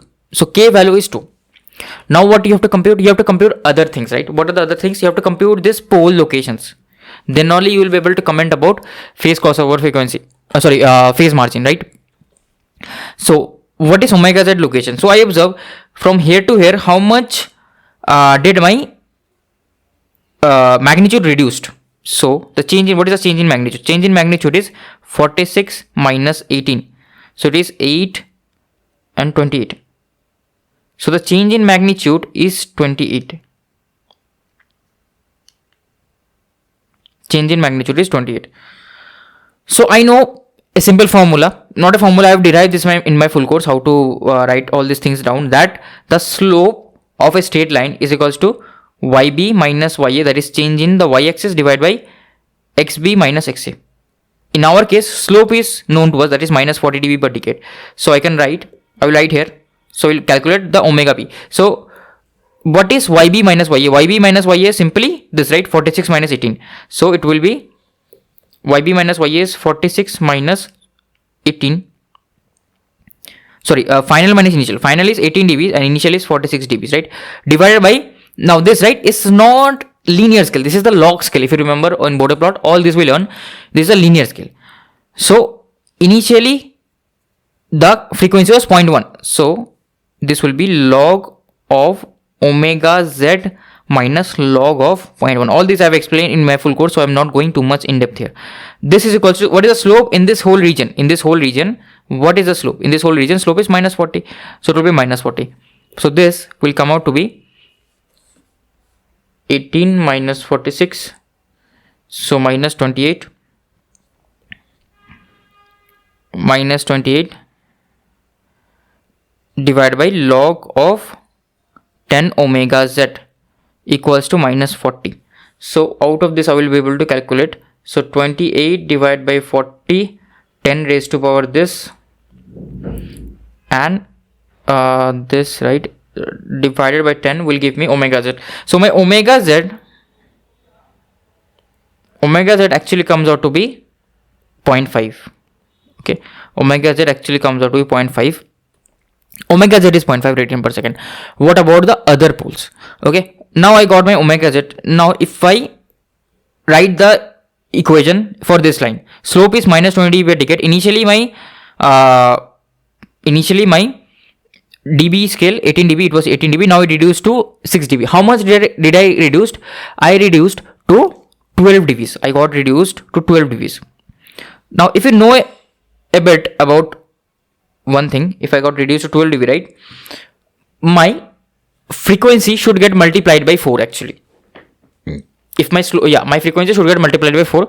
This we learn in octave scale, okay, because 20 dB per decade also is known as 6 dB per octave. Okay, so if you don't know, ignore. I will derive also. I will derive in front of you. It will actually get multiplied by 4. This frequency will get multiplied by 4. You'll see. Okay, so What is my final magnitude? Final magnitude is 6. Final magnitude is 6. What is my initial magnitude? Initial magnitude is 18 dBs. So initial is 18, final is 6. Divide by, again, log of final frequency. Final frequency is, this frequency is omega p, right? The corner frequency, this is omega p. This is omega p plus minus log of omega z, simply, equals to slope is minus 20. So now if I calculate this, this is 12 divided by 20, 10 raised to power this. So 10 raised to power this is 4 almost. So my omega p by omega z equals to 4. Okay, I told you, right? Omega p will be a quadruple of omega z. I told you previously as well. So omega p comes out to be 2 radian per second. Omega p comes out to be 2 radian per second. I told you already this answer, right? Like, why? Because this is a shortcut that if I have 20 dB per decade and I can convert this into octave scale, that octave scale will be minus 6 dB per octave, but I am reducing by 12 dBs. So I am going 6 dB, another 6 dB. So I am doubling, then again doubling. If you are able to understand this, good. Else ignore this. Ignore this. Okay. So it will be 4 times this. So omega p will be 4 omega z, that is 2 radian per second. Now I got my omega p, omega z. Now I will write my transfer function. So my transfer function will be 2.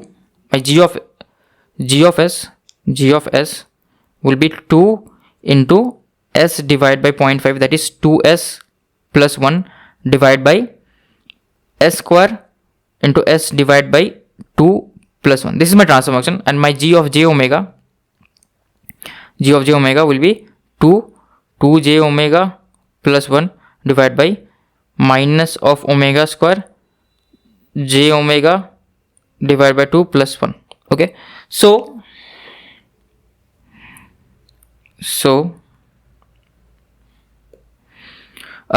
like I know what is my like what we have to find out. We have to find out the phase margin. Phase margin will be somewhere here, right, where the gain is 1. So can I find out this point where the gain is 1, this magnitude? Yes, I can, right? Yes, I can. Okay, so you can find this out, or okay, this gain is 1. We need to find this one out. You can, or either you can equate this equals to 1 as well, this magnitude. This also you can do. Will this be helpful? Yes, this will. So both ways work. Either you find out, I will find it out in both ways. So first I will find it in the conventional way. The conventional way is equating the gain equals to 1. So this will be 2 of 4 omega square plus 1 whole under root divided by omega square into omega by 2 whole square plus 1 whole under root equals to 1, right? Now if I assume my omega square to be x, so I will square on both sides. This will be 4 into 4 x plus 1 equals to, this will be x square. Okay, this will become a cubic equation. So we will not be able to solve like this. Okay, we will not be able to solve like this actually. X square x.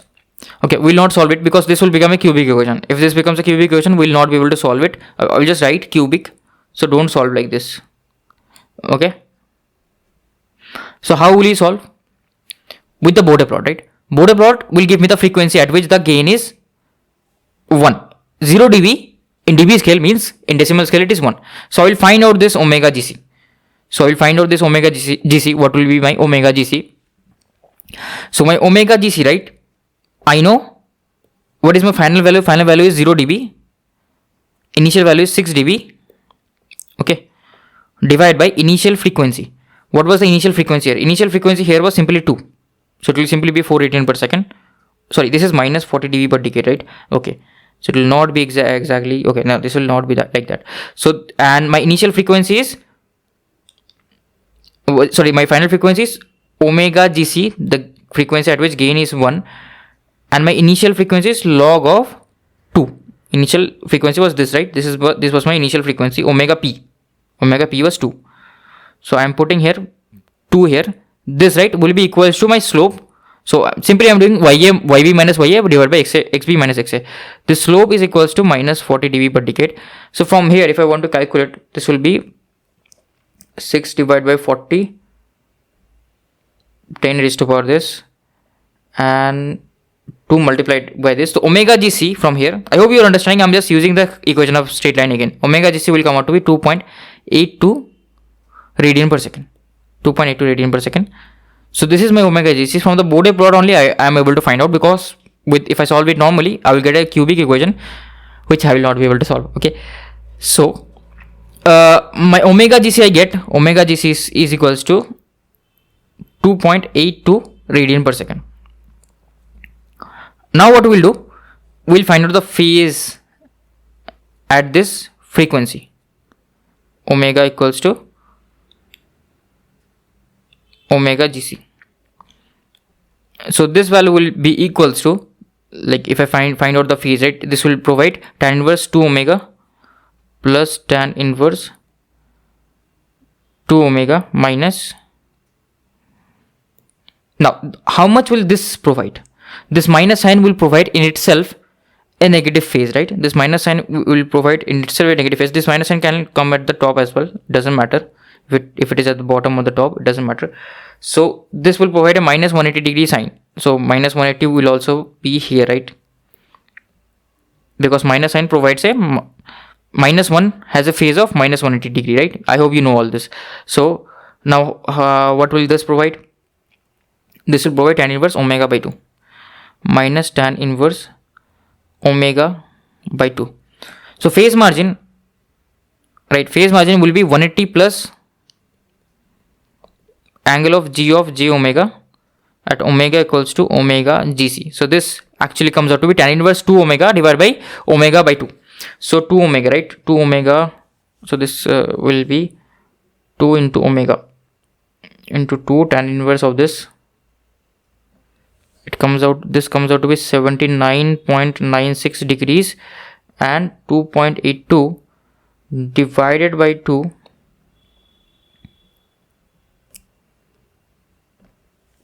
it comes out to be 54.65 degrees. So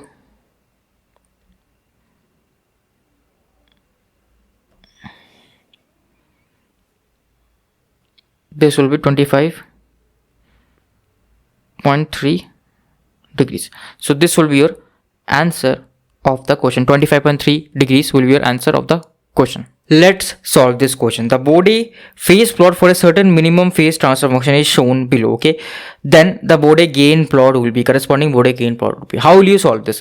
So first of all, you have to identify the range of poles and zero. So initially I see my angle is minus 90. It is in the minus 90. This should be negative. Okay, this should be negative actually. Minus 90 and minus 180. Initially my angle is minus 90 and minus 180.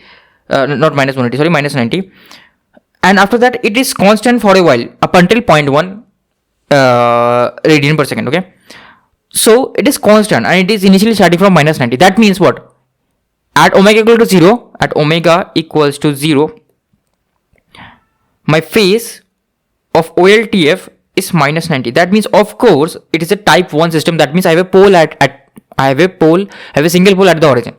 So obviously I should start with a negative slope, because it is telling me that omega equal to 0, my phase is minus 90. That means I have a pole at the origin, right? That is the only possible case. So obviously it will start with a minus 20 dB per decade. So option B and option D can be the correct answers. These cannot be. Constant slope I will not start. Plus 20 dB per slope I will not start. Okay, and also you can observe my I'm ending with a minus 180 degree slope, that is at omega equals to infinity. My slope, my angle, so not slope, sorry, my angle of OLTF is minus 180 degrees. What does it say? I have taught this, that as my omega tends to infinity, the angle will be minus 90 into number of poles minus number of zeros. This I have taught. How this formula came, I have explained in my full course as well. So this will be P minus Z into minus 180. So poles minus zeros, my number of poles minus number of zeros will be equals to, this will come out to be 2. So I will have 2 extra poles. I will have 2 extra poles. So at the end, I should get a slope of what? I have 2 extra poles, right? And okay, 2 extra poles and zeros. So because it is telling me that, okay, sorry, yeah. Oh, one more mistake. Number of poles minus, yeah, number of poles. And one pole is already taken at the origin, right? One pole is, the count of one pole is already taken at the origin. So at s tending to infinity, only the other pole will come action. One extra pole I have done 0, right? One pole is already taken at the origin. Okay. So that extra pole will contribute at the end a minus 20 dB per decade, which both of these are showing. Both of these are showing the same thing. Both of these are showing me that I have a minus 20 dB per decade slope. But how do I verify this? Okay. How do I verify the corner frequencies? So I observe that from point 1 to 2, my slope is plus 45 degree per decade. That means here, right, my slope is increasing. That means I am encountering point 1 just before this, 10 times before and 10 times after, I am encountering a 0. I am encountering it because, okay, just hold on. I am encountering a slope here of plus 45 degree per decade. Sorry. So 10 times after and 10 times before. So actually, if you know about a phase plot, I have taught in my full course that whenever there is a phase change, right? So in the middle of the phase change, a corner frequency is happening. Okay. So I see that it is telling me that at omega equals to 2, I am encountering a 0 because the slope is increasing to 0 dB per decade. Here also, it is telling me at omega equals to 0.8, I am encountering a 0. So which one is correct? So 0.2 is not correct actually. 0.2, right? I should not encounter a 0 at 0.2. What does it mean? If I am encountering a 0 at 0.2, that means for Bode phase plot, the corresponding Bode phase plot will show that 10 times before this 0 and 10 times after this 0, I should get, like, only due to this 0, I should get a angle contribution of 45 degree per decade. Okay. If you are not able to understand, you have to go and study Bode phase plot from me. I will not explain here. Okay. So here, is it really the case? That is 10 times before this, right? At 0.2, it is telling me I have a 0. 10 times before 0.2 is 0.02. 0.02 is even before this 0.1, right? Even before this 0.1, it is telling me I should get a slope. I should start to get a slope of minus 40 plus 45 degree per decade. But is it really the case? No. 0.02, right? I am getting a 0 dB slope. So obviously this option is eliminated, and this option is correct. So option B will be correct. If you want to understand this more, you have to go in depth of the Bode phase plot. Okay. So best way is to eliminate the options. Next thing is that if you want to understand, like at 2 I am encountering a 0, at 20 I am encountering another 0. So here also I am seeing the effect, right? I am getting the slope as minus plus 90 degree per decade. That means what? That basically means that my slope has increased, slope has doubled. So I am encountering 2 zeros here. That is what the slope is telling me. Here my slope has become minus 45 degree per decade. That means I am, like, my slope, right? The effect of this 0 will go away. The effect of this 0 will go away after some time. So these 2 zeros will contribute no angle, no slope. The effect of a pole has came here. So I'm already encountering a pole here. Okay. So again, after this, again, I'm encountering another 2 poles. Okay. So that's why the slope here, right, has changed to 60 dB. How much change is there in the slope? Change in slope is 60 dB. That means at this corner frequency, I'm encountering 3 poles, which can be seen here as well. Okay. Why are the slopes different? I will not explain because this has been taught in the Bode phase plot. If I try to explain, this will take another 30 minutes. Okay. I don't want to do that. So I hope you understand that I'm getting minus 90 degree per decade. That means here I'm overall, I have the effect of 2 poles. So 2 poles effect I'm observing. This pole I got, this slope was there, right? Minus 135 degree per decade. Overall, I am observing the effect of 3 poles. Okay. why the 3 poles? I can observe here, right? So the slope change has been of minus 60 dB per decade. Obviously, I will observe 3 poles. Okay.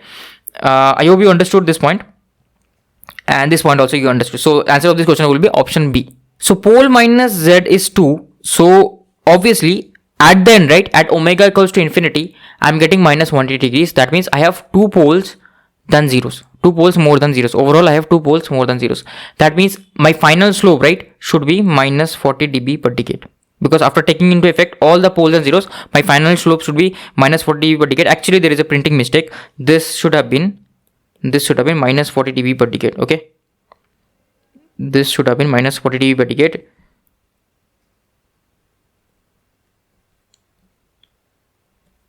So the option C will be correct here, but just a small mistake because this should have been minus 40 dB per decade. That is the change that I want to make here. Let's solve this question. The block diagram of control system is shown below. Okay, and the Bode plot is also shown. The figure above shows the Bode plot for the given system for k equals to 1. The gain crossover frequency for k equals to 1 is omega gc1, and for k equals to k2 is omega gc2. Then the value of omega, and if the value of omega gc2 by omega gc1 is 2, then the value of k2 will be equals to.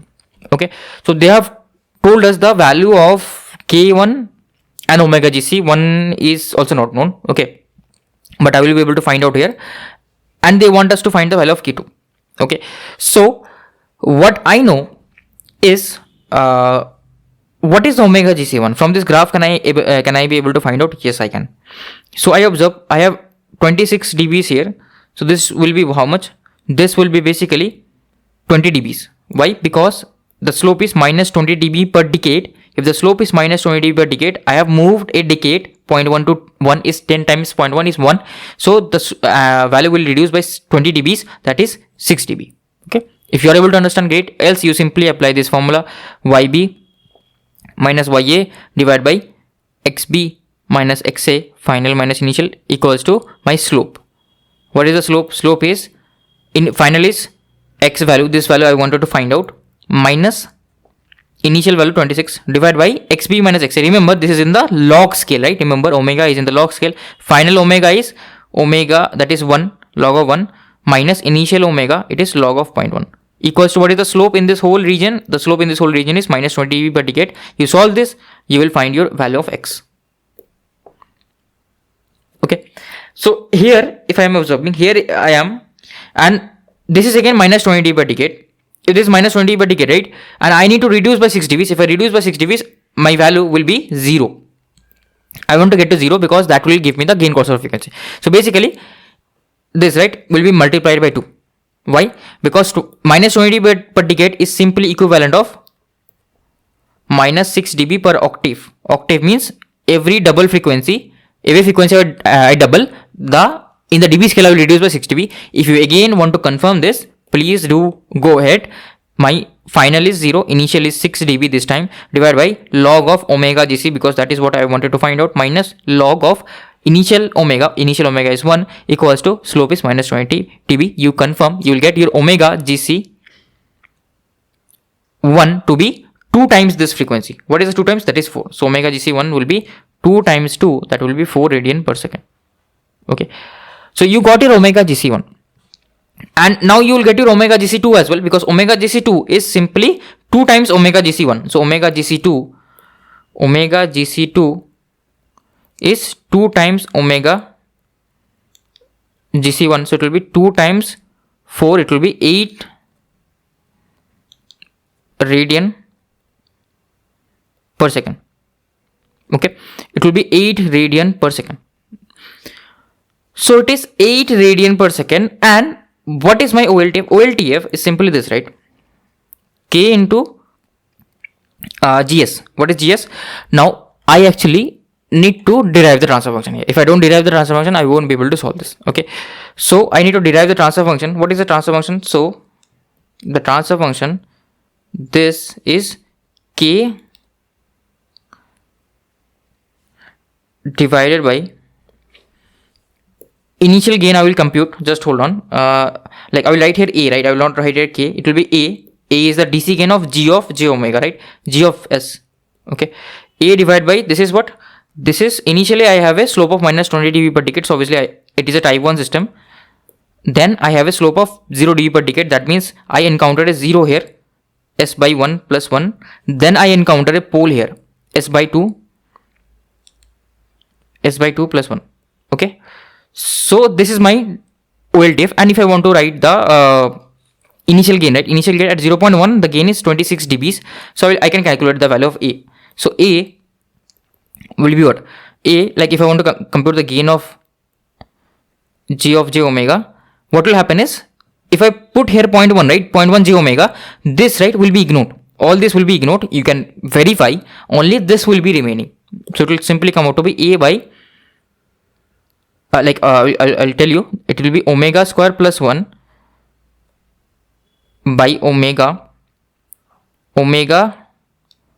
square plus 4 plus 1, this whole under root, this whole under root, right? Now if you put here, right, omega goes to 0.1, you will see this one is ignored, this one will be dominating. Again, if you put here omega goes to 0.1, this one will be ignored, this one will be dominating. So my gain at 0.1 will be A by omega. So gain will be A by omega. The gain at omega equals to 0.1, which is given as 26 dBs. So I know in dB scale it is 26.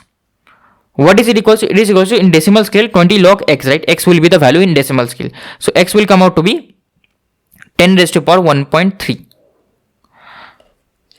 X comes out to be 10 raised to power 1.3. So 1.3, 20.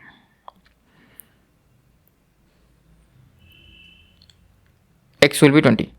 Okay, so I put here 20 and omega is 0.1, so it will come out to be 2. So the gain, the DC gain of the transfer function comes out to be 2. So my transfer function, right, G of S is 2S plus 1 divided by S into S divided by 2 plus 1. This is my transfer function.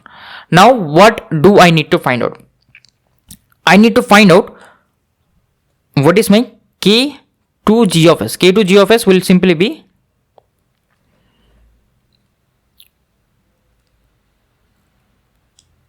it will be 2K2 S plus 1 divided by S into S divided by 2 plus 1. Okay, so from here I can directly comment that the magnitude of this, right, will be equals to 1 at what frequency?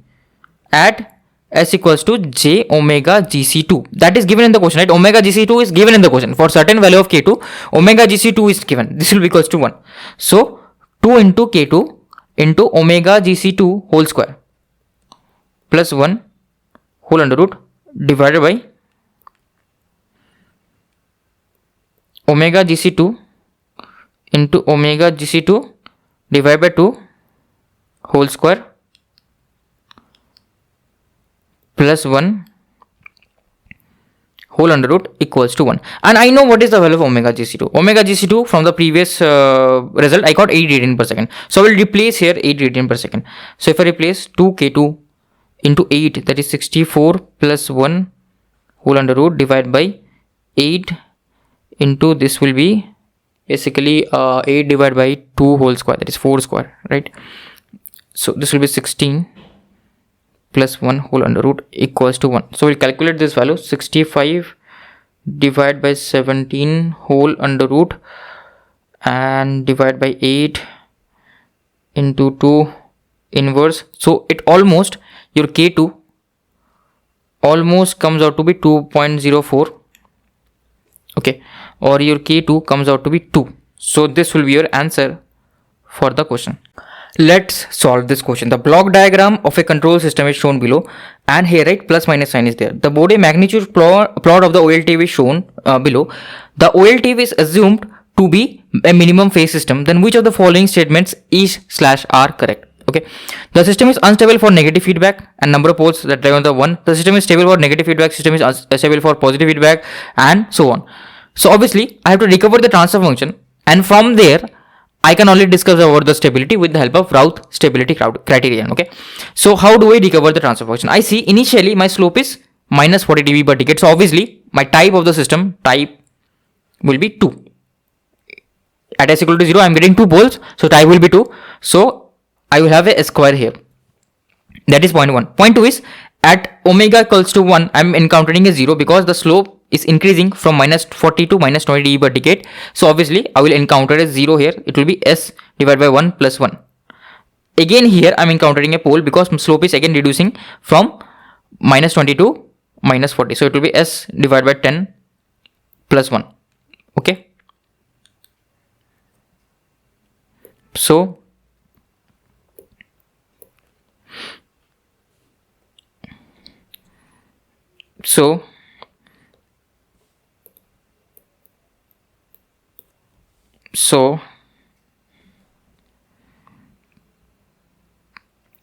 now what I can say is, there should be k, right? K will be the DC gain, not the DC gain exactly. K will be just a constant, right? K has to be there. K will be the I have to find out k. What will be the value of k? K value I will be able to find out here, right? Will I be able to find out here? No. Point 1, they have not given me any magnitude, but I know at omega equals to 1, my magnitude should be 0 dB. That is, magnitude should be equals to 1. So I know my magnitude of OLTF at omega equals to 1, it should be equals to 1. So I will replace here, right? I will replace this magnitude. So this will come out to be 1 divided by 1, that is 1 square plus 1 squared whole under root into 1 squared into 1 divided by 10 whole squared plus 1 whole square under root. So this is k under root 2 divided by this comes out to be 101 under root into under root 10. This should be equals to 1, and from there I will be able to find out the value of k. So this will be 101 divided by 20 whole under root. It comes out to be 2.24. Okay, so the value of k comes out to be 2.24. Value of k comes out to be 2.24. Okay, so now what I can say is I have to find out the stability, right? What is the stability? How do I comment about the stability of the system? So like my OLTF is G of S is 2.24 into S plus 1 divided by S square into S by 10 plus 1. Okay, now what I can do is I can write the characteristics equation. If I write the characteristics equation, what will I get? So the characteristic equation will be 1 plus G of S, right? For a negative, I will assume, for now assume negative unity feedback system. Then I will assume for positive unity feedback system. For negative unity feedback system, it is simply 1 plus G of S. For positive unity feedback system, it will be 1 minus G of S. So this will be equals to 0. So I will get S cube by 10 plus S square plus 2.24 S plus 2.24 equals to 0. If I multiply by 10 on both sides, it will be 10 S square plus 22.4 S plus 22.4 equals to 0. So ultimately, like you can solve using the route table. I will directly solve using shortcut that internal product and external product relationship. So internal product is 10 times 22.4. It is equals to 224, and external product, right? This is my internal product. You can solve using route, right? You can solve using route, that I'm leaving up to you. External product is 22.4. So internal product is greater than external product, and whenever this happens, obviously my system is stable. You can solve using the route table, but system is stable. For a negative unity feedback system, so this part is correct. For a negative system is unstable for negative feedback system. No, it is not correct. System is stable for negative feedback system. Yes, system is stable for negative feedback system. Okay, so now we have to check for positive feedback system. We have to check for positive feedback system. If I assume it to be positive feedback system, positive unity feedback system, then my characteristics equation, right, will simply be 1 minus GS. How it comes, I have explained in my full course. You can go through that. So this will be 1 minus GS. So now all this, right, all this will be with a minus sign. all this will be with a minus sign. So this will be same. It will be s cube plus 10 s square minus 22 minus 22.4s minus 22.4 equals to 0. This time, right, my internal product is minus 224 and my external product is minus 22.4. So obviously it is not stable. It is not stable, right? It is unstable. System is unstable for positive feedback system, and the number of poles that lie on the right half plane is 1. I have to check how many poles lie on the right half plane. So here, right, of course I can directly say my internal product is less than external product. That means my system is unstable. Now I will check using the Routh table how many poles are lying on the right hand side with the number of sign changes. So this is my s cube, this is my s square, this is my s raised to power 1, this is s raised to power 0. So s cube is 1 here, s cube is 1. This is minus. Anyways, like with the coefficient itself, I can see I'm getting negative coefficients. Obviously, system will be unstable. That much I am sure about. Okay, so this will be minus 22, minus 22.4. This will be 10. This will be minus 22.4. Okay, so what will this value come out to be? This, right, will be 224 and plus 22.4 divided by 10. So this, right, will be, okay, just one mistake I made, sorry, 224 minus 22.4, so it will be minus 210 divided by 10, so it will be minus 20.1.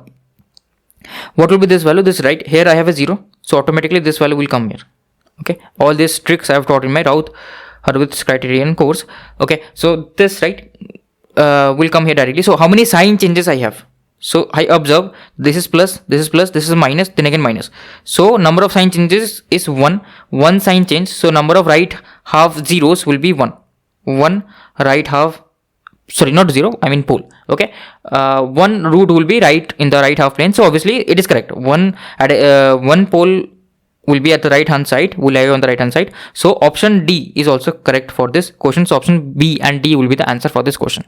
Let's solve this question. The transfer function of a phase compensator is given by this. The maximum phase shift provided by such compensator is, what is the maximum phase shift provided by this compensator? So here, what do I observe is, like, transfer function is given, right? So if you have studied fully from me, you will know there is a result. Okay, I have derived the result. I will not waste my time in deriving it here again. I will just show you the derivation. Okay, so for any controller, right, if it is a phase lead or phase lag controller, if you just write down the expressions, okay, so I have to find out the maximum phase shift. To find out the maximum phase shift, I have to first write the expression of phase shift. What is the phase shift of this controller? So angle of GC of S for this controller, it will be tan inverse, I will replace S with J omega, so it will be omega alpha T by 1 minus, as it is in denominator, tan inverse omega T divided by 1. Okay, so this is the phase expression. So I have to find out the maximum. How to find out the maximum? Just use the concept of maxima and minima. Just find out the derivative, right? Just find out the derivative. So here this is shown for a like system which has alpha omega in the bottom. Instead of alpha here, it has alpha here, right? It will not make any difference. What will happen? Just an extra negative sign will be added. So it will give you just a extra negative. Either it will be minima or maxima. Okay, so it won't make a difference. This derivation will be remaining because anyways you are finding out the dw differentiation of this. So if there is some extra minus sign, you equate it with 0. So this minus sign anyways goes away. It doesn't matter. So ultimately after solving this, I will not solve. After solving this, you will get back this value. Now you might have a question, sir, should I remember this or not? It's good to remember. It's good to remember. If you are not able to remember, then you have to derive. That will take you time. It depends, right? What do you want to do? Now this, right, is a special expression. What is this? This is equals to, in my full class I have told you, this is the GM of two frequencies. GM of the two corner frequencies. So omega Z into omega B whole under root. GM meaning the geometric mean. So what is the corner frequency here? The corner frequency here is this, right, is S by omega z, and omega z here is 1 by alpha t. What is the corner frequency here? Omega p. It is S by omega p, and omega p will be 1 by t. So it is the GM of both omega z and omega p. That is the omega z into omega p divided by whole under root. Okay, so it will be 1 by alpha t into 1 by t whole under root. So it comes out to be 1 by alpha under root t. Oh, sorry, no, 1 by t under root alpha. If you want to remember, great. But someday, if this expression is changed, so the equation will be changed. But this is a standard phase, like phase lead compensator or phase lag compensator that they will give, and in maximum cases this equation will work. Okay, else you have to derive. Okay, in the examination hall. That's why you should know the derivation as well. Sometimes a non-standard function will come, then you have to take help of the derivatives. Okay, so maximum like the frequency at which the maximum phase occurs is this. Then I will put this value omega m in this expression, right? The expression will come out to be this, tan inverse 1 minus alpha by 2 under root alpha. But remember, here it is for this particular equation, right? This particular equation. But my equation is different. My equation is this. So I will replace my omega to my maximum frequency. You can ignore remembering the maximum phase formula. Just remember the maximum, just remember the formula for the frequency at which maximum phase occurs. That should be enough.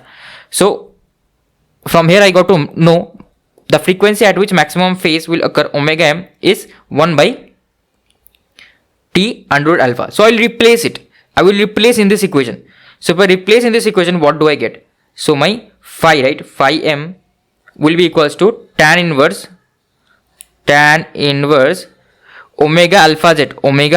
So omega is 1 by t under root alpha into alpha into t. Okay, so t gets cancelled. This is only under root alpha will be at the numerator, and then tan inverse omega t. So automatically this will be 1 by under root alpha. Okay, so this is tan inverse under root alpha minus tan inverse 1 by under root alpha. Okay, so they have given some expression in terms of sine and all those things. So that also I have derived in my full course. So this comes out to be tan inverse tan A minus tan B. That is tan A minus B divided by 1 plus A into B, that is 1. So this comes out to be tan inverse under root alpha minus 1 divided by 2. Okay, so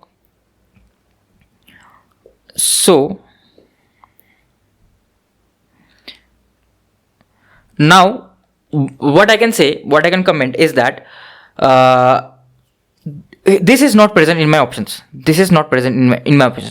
In my options, sine inverse, cos inverse, but tan inverse is present, but I am not getting this equivalent format. So I have to further convert it. Sorry, this will be alpha minus 1. I have to further convert it. How do I convert it? So what I observe is that here, okay, one thing I forgot, this will be under root 2 alpha, right? Under root 2 alpha. Okay.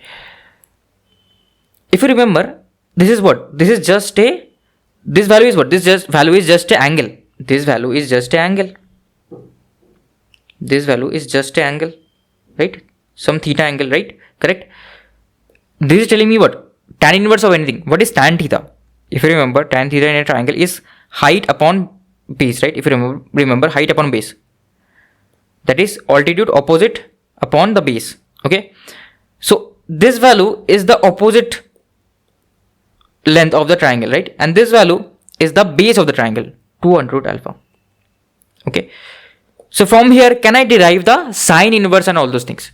So what will be sine theta then? Sine theta, first of all, I have to write the hypotenuse. What will be the hypotenuse? Hypotenuse will be this square plus this square. It is a right angle triangle. So alpha minus whole square, that is alpha square minus 2 alpha plus 1 plus 4 alpha. So it becomes alpha square plus 2 alpha plus 1 whole under root, right? Whole under root, right? So I am just using Pythagoras theorem. So this will come out to be alpha plus 1. This will come out to be alpha plus 1. Okay. So from here, can I write what is my sine theta? Or this theta is, right? This theta is simply this phi m, right? This theta is simply phi m. Okay, so my sine of phi m will be what? Opposite upon hypotenuse.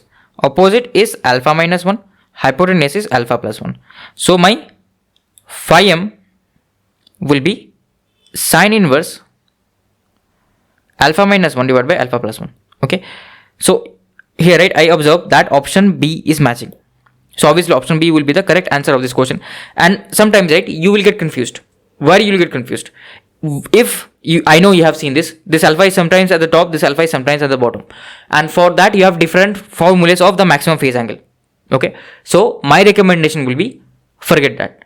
Just remember this, the frequency at which the maximum phase happens. Then you use the basic triangles, okay, and then you use basic trigonometry. From there you derive. Okay, that will be best, because remembering this many formulas is not will be confusing, because that is not difficult. There will be just, this will be 1 minus alpha divided by 1 plus alpha if this alpha is in the bottom. But why take that much risk if you can use the basics, and your basics will always be useful to you in some other question. Okay, so the answer of this question will be option B, sine inverse alpha minus 1 divided by 1 plus alpha. A lead compensator used for a closed loop controller has transfer function k into 1 plus s by a divided by 1 plus s plus b. Okay, for a lead compensator, what should be the condition? Do you remember what does a lead compensator does? Lead compensator gives me what? Phase lead. That is the significance of a lead compensator, right? Lead compensator gives me phase lead. Okay, it gives me phase lead. So which one shall happening? Okay, shall A less than B be happening, or B less than A, or A greater than KB, or B? Okay, these two conditions are totally not valid. So here, right, what is the corner frequencies? What are the corner frequencies? So omega Z, I can see here is A and omega P is B. Basically I'm just comparing with my standard Bode format. This will be 1 plus s divided by omega P. Okay, so there can be two cases. Okay, there can be two cases.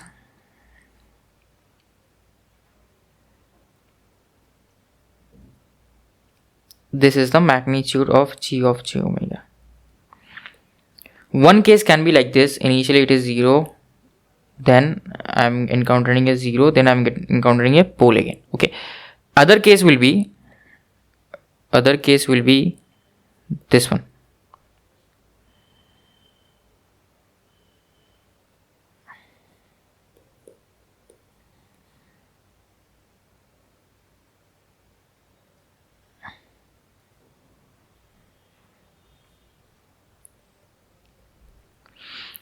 Other case will be like this. Then it will go on. Okay, so this is my what? This is where I encounter the pole. So pole is equals to B, right? Pole is equals to B. So this is B, this is A. So in this particular case, my B is less than A. This is my A, this is my B. So in this particular case, my B is greater than A. Which one shall I choose? Now, our compensator should provide lead, okay, positive angle in the working range. What is the working range? Working range is between this A to B. So here, right, if you draw the Bode phase plot, you will know this. If I draw the Bode phase plot, I will just draw this roughly. Okay, initially there is no angle change. 10 times before this, I encountered a pole, right? What will happen? It will provide a slope of minus 45 degree per decade. Correct? It will provide a slope of minus 45 degree per decade. Then again, after 10 times this, 10 times before this 0, right? And again, the slope will become 0 degree per decade. I will not explain all this. I have taught this in my full course Bode phase plot. I will not explain all this here. Okay. So here I observe it will be negative. Then again, it will be somewhat constant. Okay. I am just drawing the rough Bode phase plot. Here I observe the phase is reducing. Obviously, I didn't want this, right? I wanted phase to increase. That's why I implemented a lead compensator. So if you draw the Bode phase plot of this, you will observe that you are getting the phase to be somewhat increasing.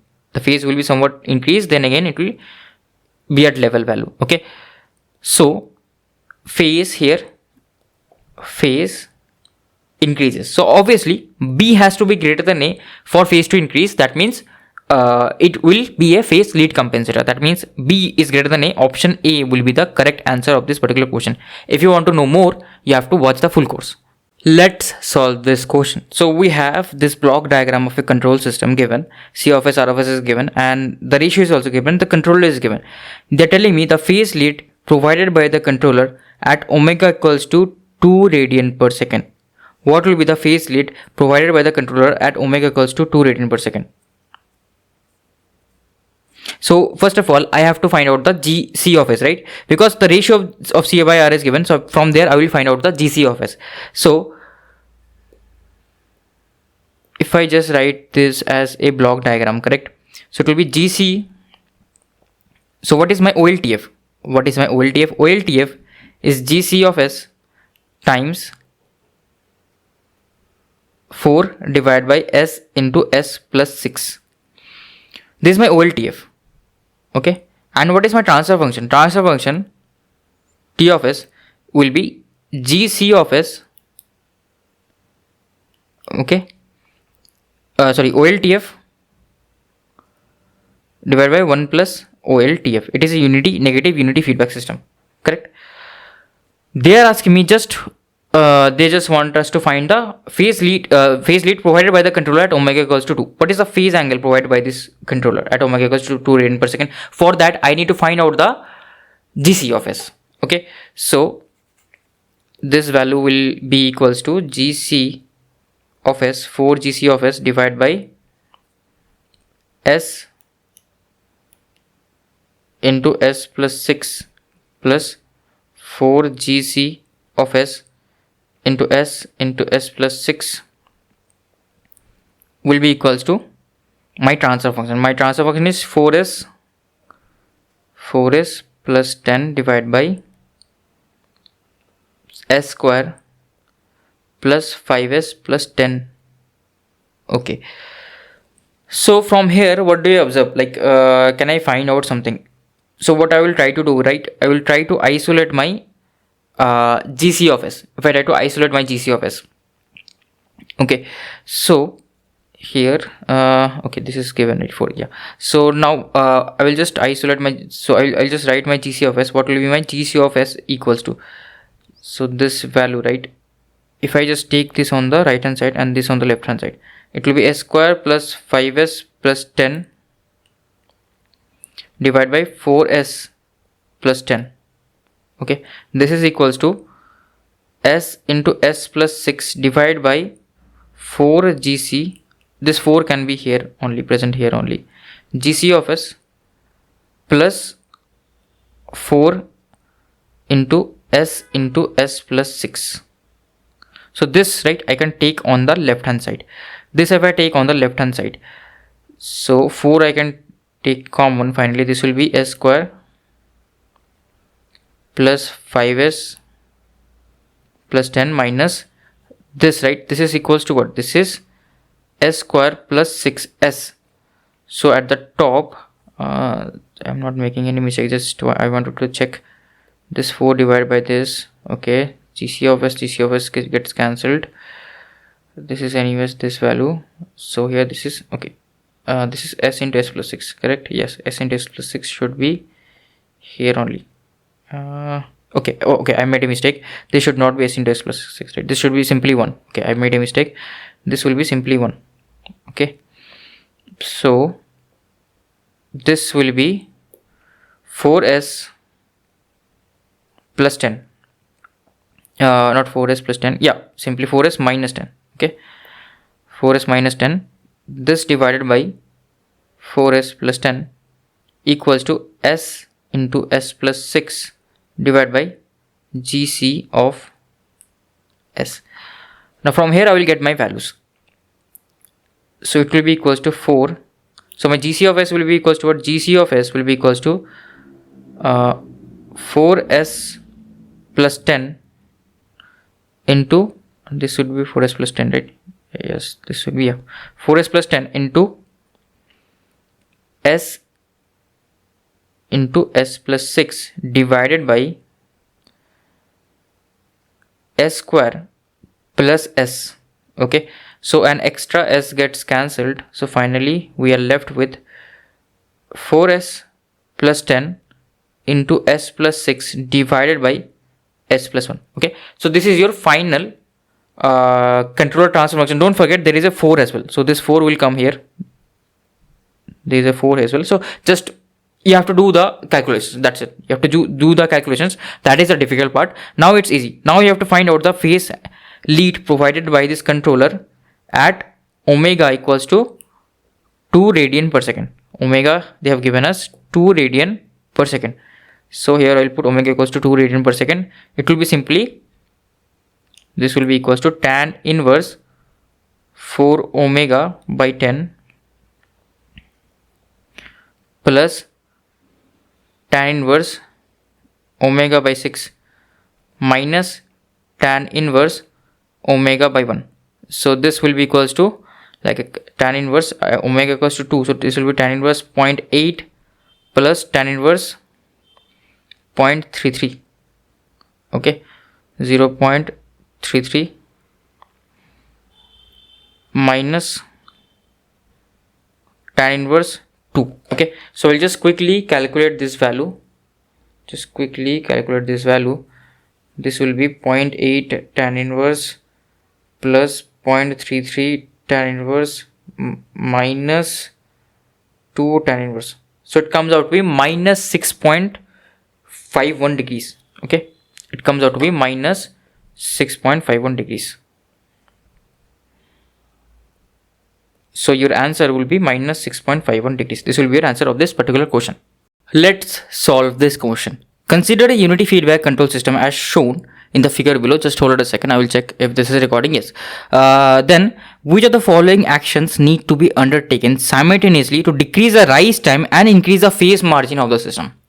So how do I increase the rise time? Rise time, what is rise time equals to? Rise time, TD, if you remember, for a standard second order system is simply TR equals to simply omega d pi minus theta by omega d.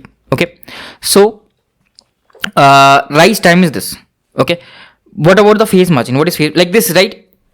Computing this is bit difficult. Okay, according to theta and omega d, what is exactly increasing?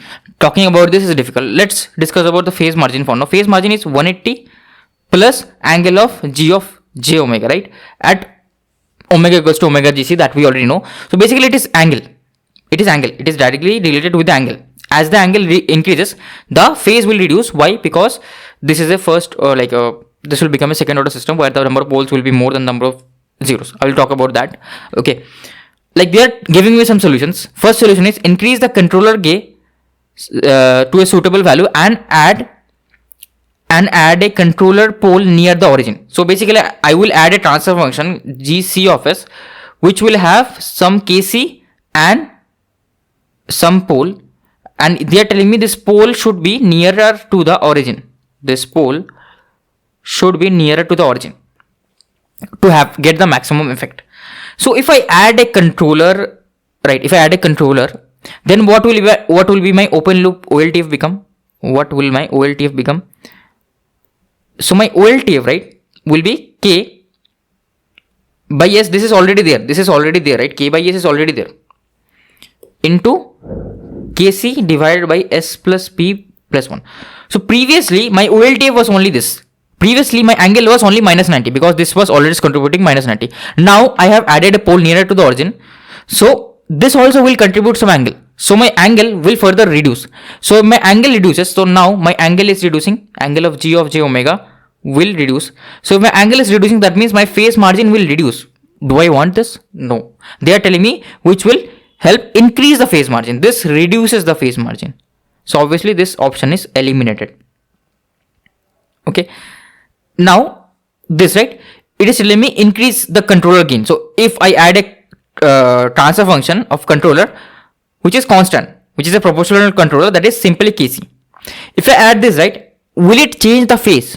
So my new G OLTF, my new G of J omega will simply be K into Kc by S.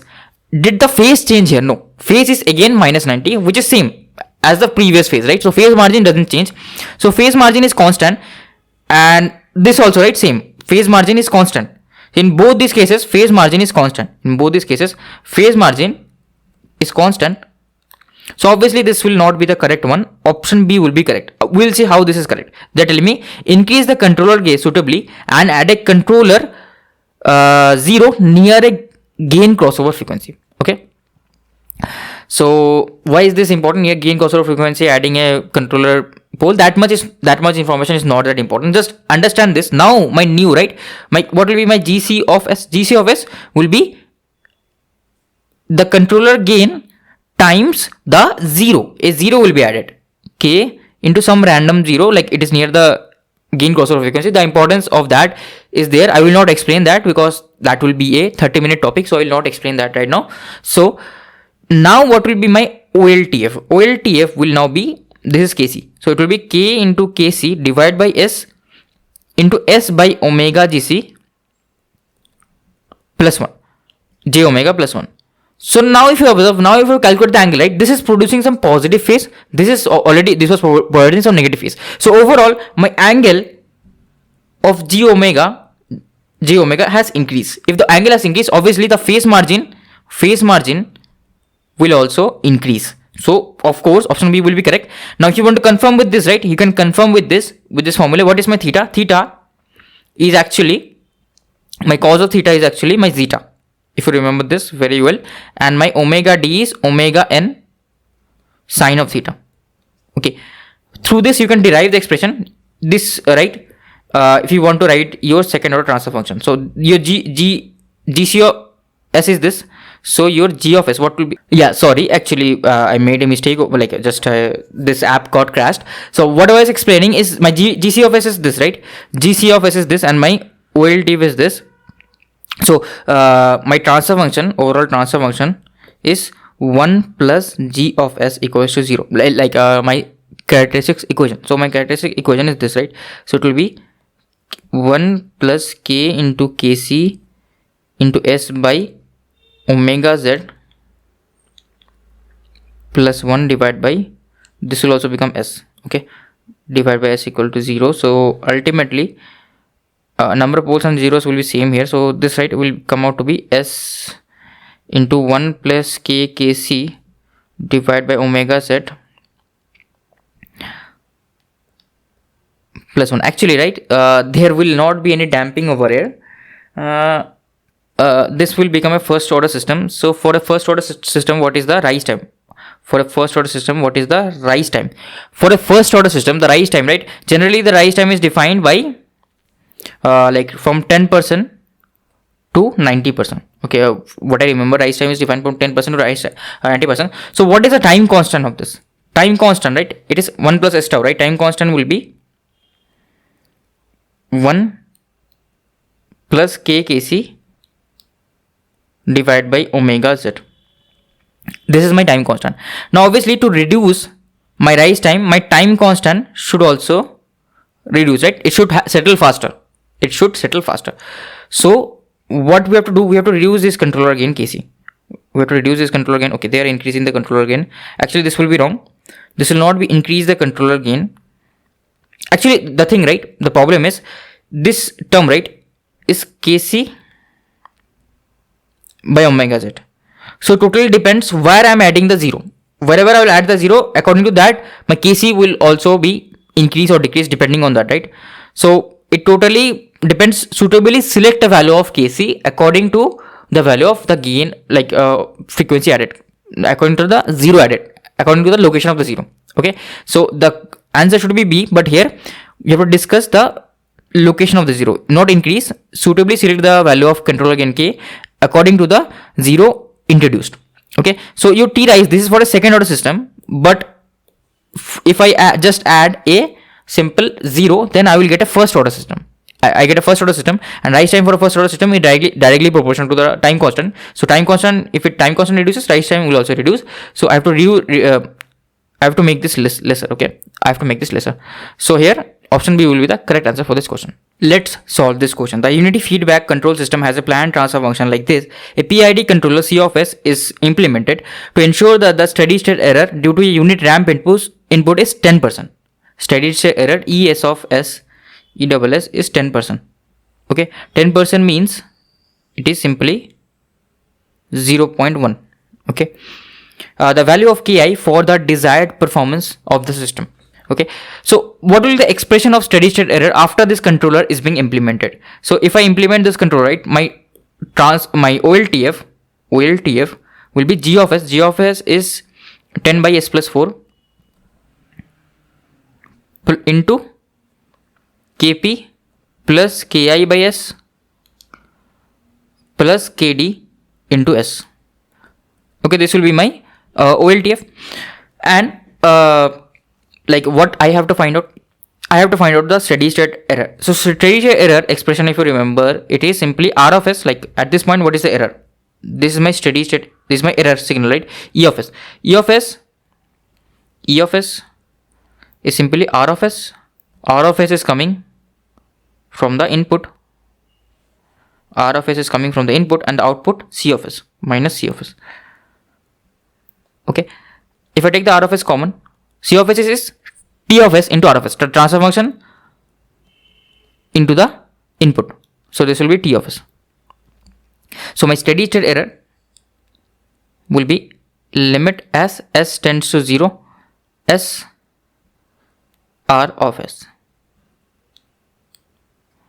Okay. So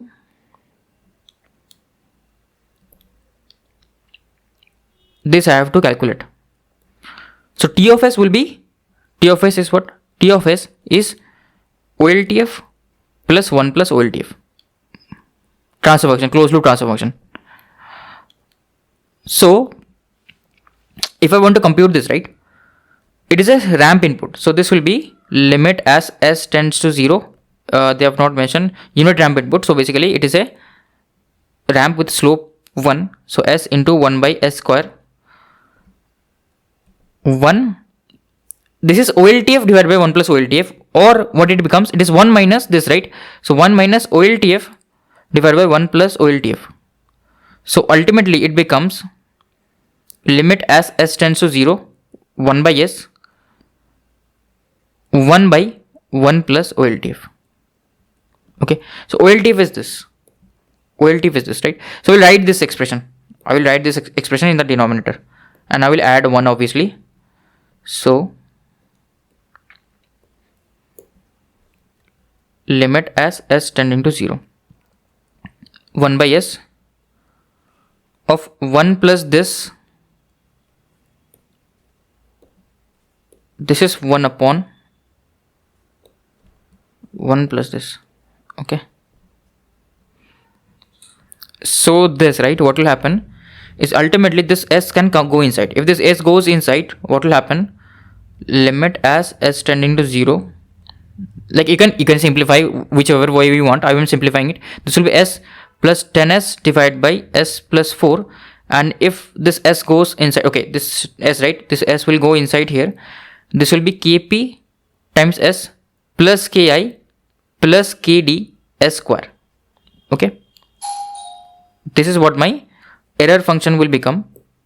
So here this will be, now can I put S equal to 0? Yes, this S equal to 0 I can simply put, this will be 1 divided by 0 plus 10 divided by 4 Ki. This they have given me steady state error should be equals to 0.1. So basically my Ki will be 1 by 10 is there, so it will be equals to 4. I got my Ki value to be equals to 4. Okay, this will be your answer for the question. Let's solve this question. For what value of controller gain K will the sinusoidal noise N of S component of frequency 1 radian per second be rejected by at least 90% of the output? So at frequency of 1 radian per second, this N of S, right, this noise should be completely rejected. What does it mean actually? This actually means the output that I will get due to the noise should be only 0.1%. What 10%, right? It should at least reject 90%. It should reject at least 90% at the output. That means I should only receive 10% of this noise at the output. That means the ratio of output over my noise should be equals to 0.1. That is what they're telling me. So basically the transfer function, at what frequency? At magnitude of this frequency at omega equals to 1 radian per second. Because for this particular component of frequency, they're telling me this. Okay. So what I will do, I will first find out the transfer function of output over the noise. Then I will discuss about the value of k. Okay. So how do I find out the output? Whenever I am discussing, right, with respect to noise, that means my input will be 0. Input will be assumed to be 0, right? Whenever we're discussing about noise, input is 0. That means this here what comes? This comes output. So let me assume this as C of S. Okay.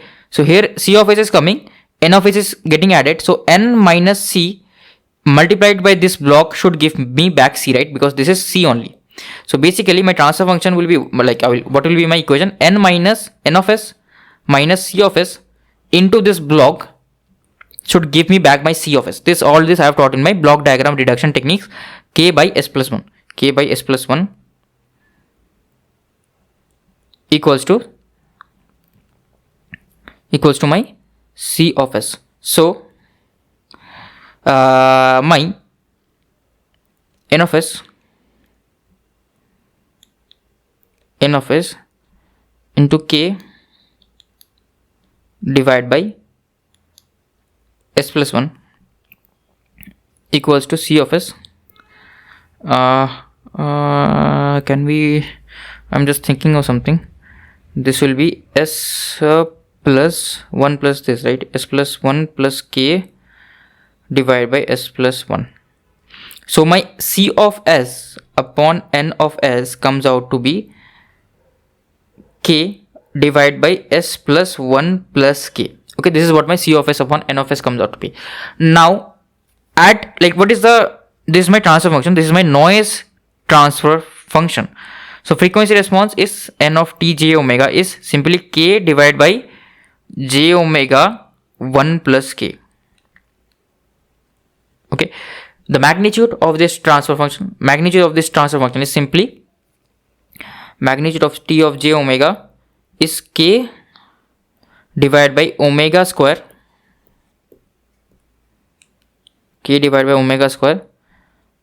plus 1 plus K whole square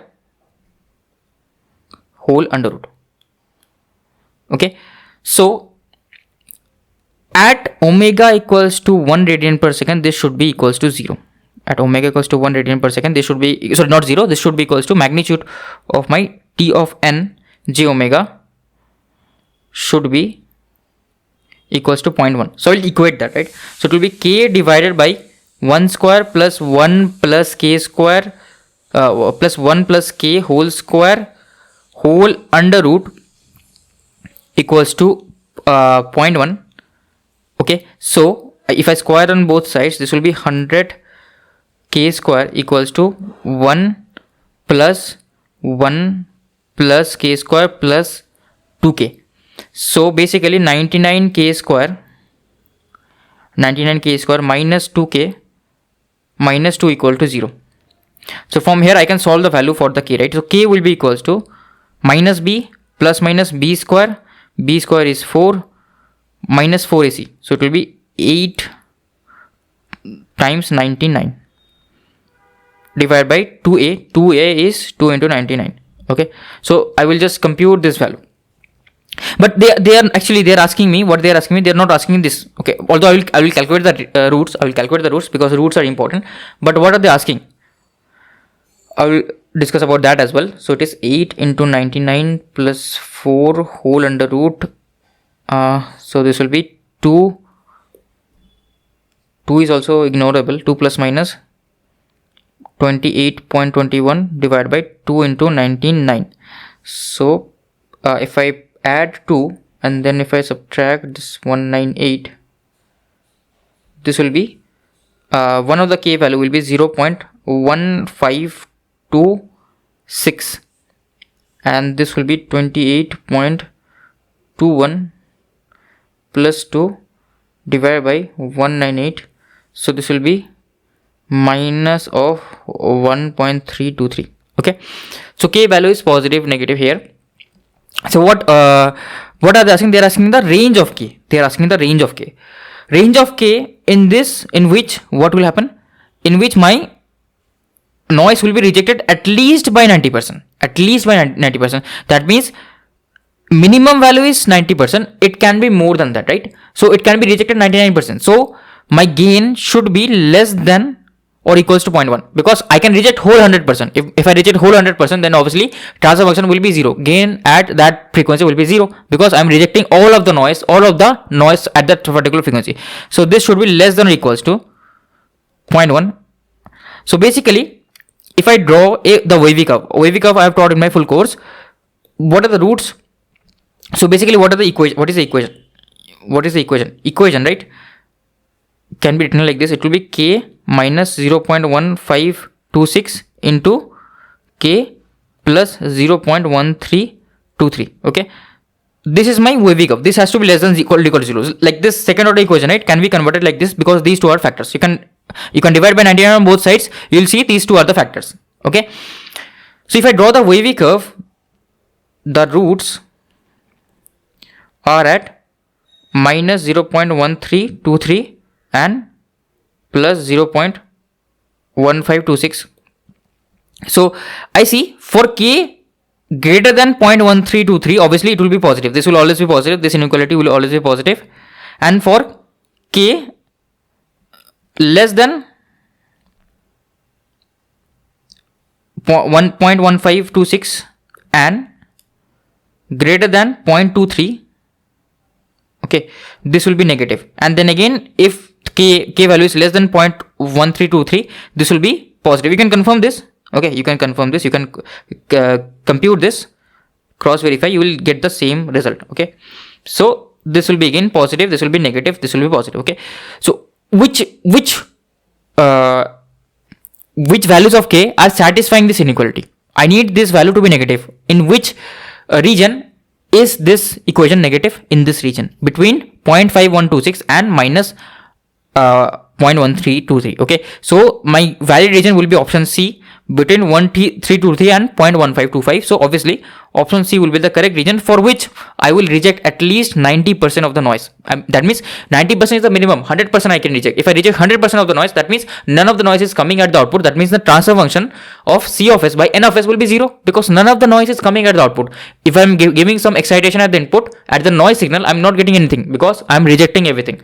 So I have to choose the value of K such that it rejects that particular component. So that is the use case of controllers. So we can use controllers so that we can tune the controller gain to reject particular frequency noise. So all these are very, very helpful for our control systems. So answer will be option C for this question.